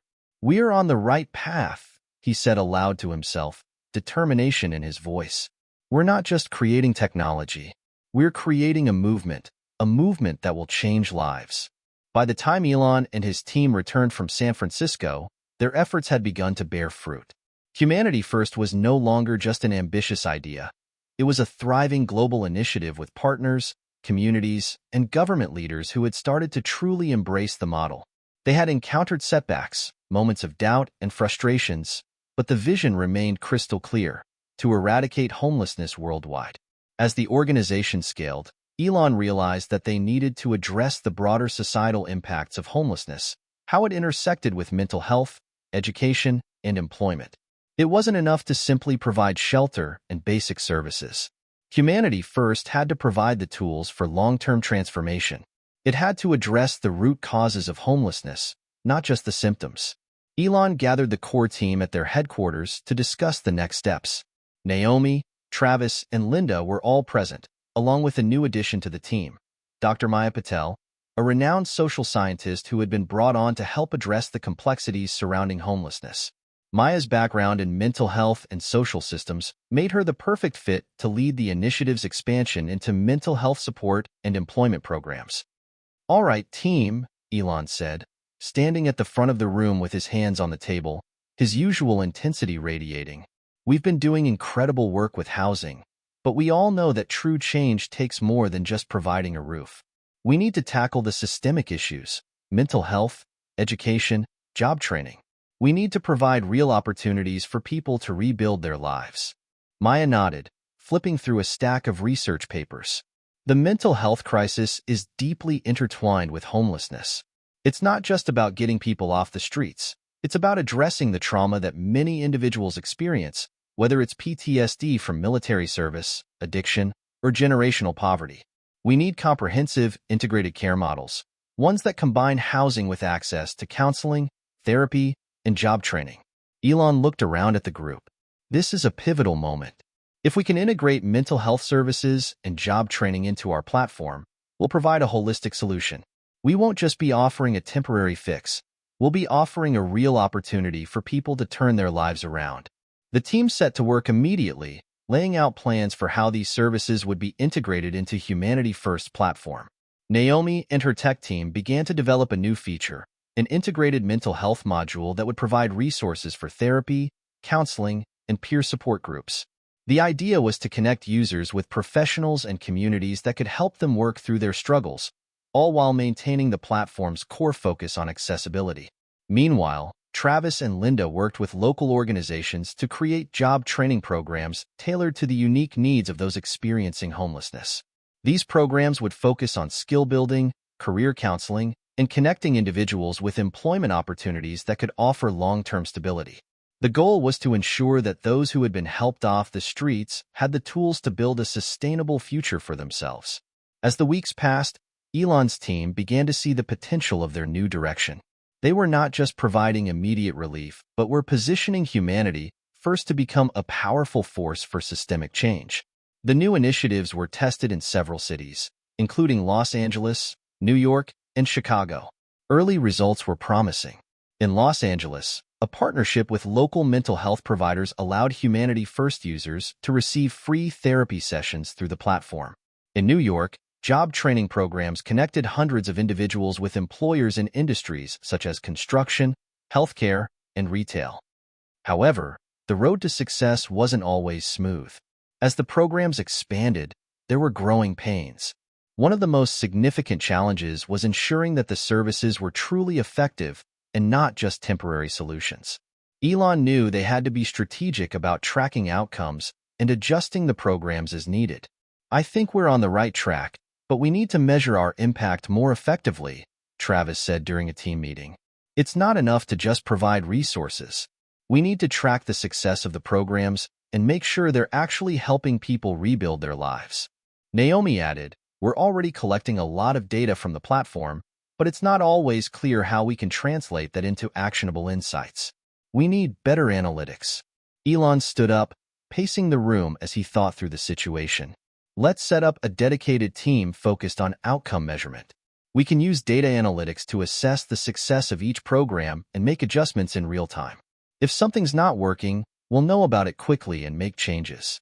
It was an important realization for the team. Success wouldn't be defined by the number of people who used the platform, but by how many lives were truly transformed. They weren't just tracking data, they were tracking human lives. As they worked on improving the services, Humanity First continued to attract the attention of key players in the social impact and tech sectors. Several major tech companies, including Microsoft and Amazon, approached the team with offers of partnership. They were eager to contribute their resources and technology to support the cause. "Big tech is taking notice," Travis said in a meeting with Elon and Naomi. "We've got a real opportunity here to scale even faster, but we need to be careful not to lose sight of our mission. These companies have resources, but we have to ensure their involvement aligns with our vision of making a real, lasting impact." Elon nodded. "We've got to be strategic. Tech companies can help us with infrastructure, data analytics, and scaling, But we have to maintain control over the mission. We're not just trying to make a profit here, we're trying to change the world. With this new level of interest, the team realized that the vision for Humanity First was beginning to shift. What had started as a localized initiative was now growing into a global movement, one that could fundamentally alter how society viewed and addressed homelessness. But with growth came new challenges. As Humanity First expanded, so did the responsibility. The team felt the weight of the task ahead of them, ensuring that the global network would continue to function smoothly, that the services remained accessible and effective, and that their mission stayed true to its core values. Despite the challenges, there was a sense of excitement and anticipation in the air. Humanity First wasn't just about providing temporary relief. It was about giving people a future, a chance to rebuild their lives. As the team continued to refine and expand their approach, they knew they were standing on the precipice of something much bigger than themselves. "Look at what we've already accomplished," Elon said, looking at the team with a sense of pride. "We've built something that people are beginning to believe in. We've given them hope. Now, we've got to finish what we started." The journey that had begun with a bold vision was now culminating in something beyond what anyone could have anticipated. Elon, Naomi, Travis, Linda, Maya, and the rest of the Humanity First team had weathered storms, faced adversity, and challenged the very systems that had once seemed invincible. Now, as the global initiative continued to grow, they were on the verge of something even greater, a movement that would change the world forever. It had been a few years since Humanity First launched its ambitious mission to end homelessness. The organization had expanded across continents, addressing homelessness in ways that were previously unimaginable. From the bustling streets of New York to the quiet corners of remote villages, people were finding hope, opportunities, and a way out of the endless cycle of poverty. Elon sat in his office, looking at a map on the wall, each dot representing a city or community where Humanity First was active. It wasn't just a global network, it was a worldwide movement. Their model had been adopted by over 70 countries, with each iteration tailored to fit local needs, culture, and infrastructure. They had gone from helping a few hundred individuals to reaching millions, and the ripple effect was palpable. The platform, which had once struggled with technical challenges and integration issues, had become a seamless and powerful tool. People were able to access housing, healthcare, job training, mental health support, and more, all in one place. But, more importantly, they had a sense of dignity, a sense of belonging. And that was the ultimate victory. "I never thought we'd get this far," Naomi said, sitting across from Elon in their sleek, minimalistic conference room. "When we first started, it felt like an impossible task. But look at what we've built. We're changing lives every single day." Elon leaned back in his chair, his eyes scanning the map. "This isn't just about the technology or the systems we've put in place. It's about the people, the ones who are taking control of their own futures. It's about showing them that they matter, that they deserve a chance. That's the true victory." There was a moment of silence between them, as both reflected on the journey they had been on. It had been full of struggle, uncertainty, and sometimes even doubt. But every setback had made them stronger, and every victory had built their resolve. Linda, who had become a close confidant and strategic partner over the years, entered the room with a wide grin on her face. "The pilot program in Cape Town just finished, and the results are better than we ever imagined. Not only are the homelessness rates down by over 40%, but the community is beginning to thrive. We've seen a decrease in crime and an increase in local businesses hiring from the program." "That's incredible," Elon said, a smile tugging at the corners of his mouth. "It's happening. We're actually seeing it." Naomi looked up from her laptop, her fingers still dancing over the keys. "And the data supports it. We're seeing improvement in mental health outcomes, too. The users on the platform who have accessed therapy and job training are experiencing lower rates of substance abuse and depression." This was the moment they had all worked toward, the tangible evidence that their hard work was not just theoretical. It was real. People's lives were changing.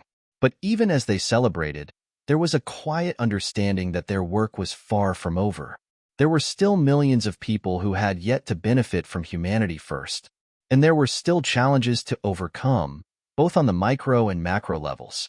Governments had embraced the initiative in many parts of the world, But there were still regions that resisted, that clung to outdated systems and policies. This is just the beginning, Elon said, turning his attention back to the team. We've shown that this model works. Now we need to make sure it's sustainable. We need to expand even further, and we need to make sure that every person who needs help can get it. There was a palpable sense of excitement in the room as the team discussed their plans for further expansion. But amidst the discussions of numbers and logistics, Elon's thoughts drifted to the people behind the data. He thought about Maria, the single mother from San Francisco who had used the platform to get back on her feet and find a stable job. He thought about Jack, the homeless veteran who had found healing through therapy and a renewed sense of purpose. And he thought about the countless others whose lives had been forever changed by humanity first. Whatever happens, we have to stay focused on our mission, Elon continued.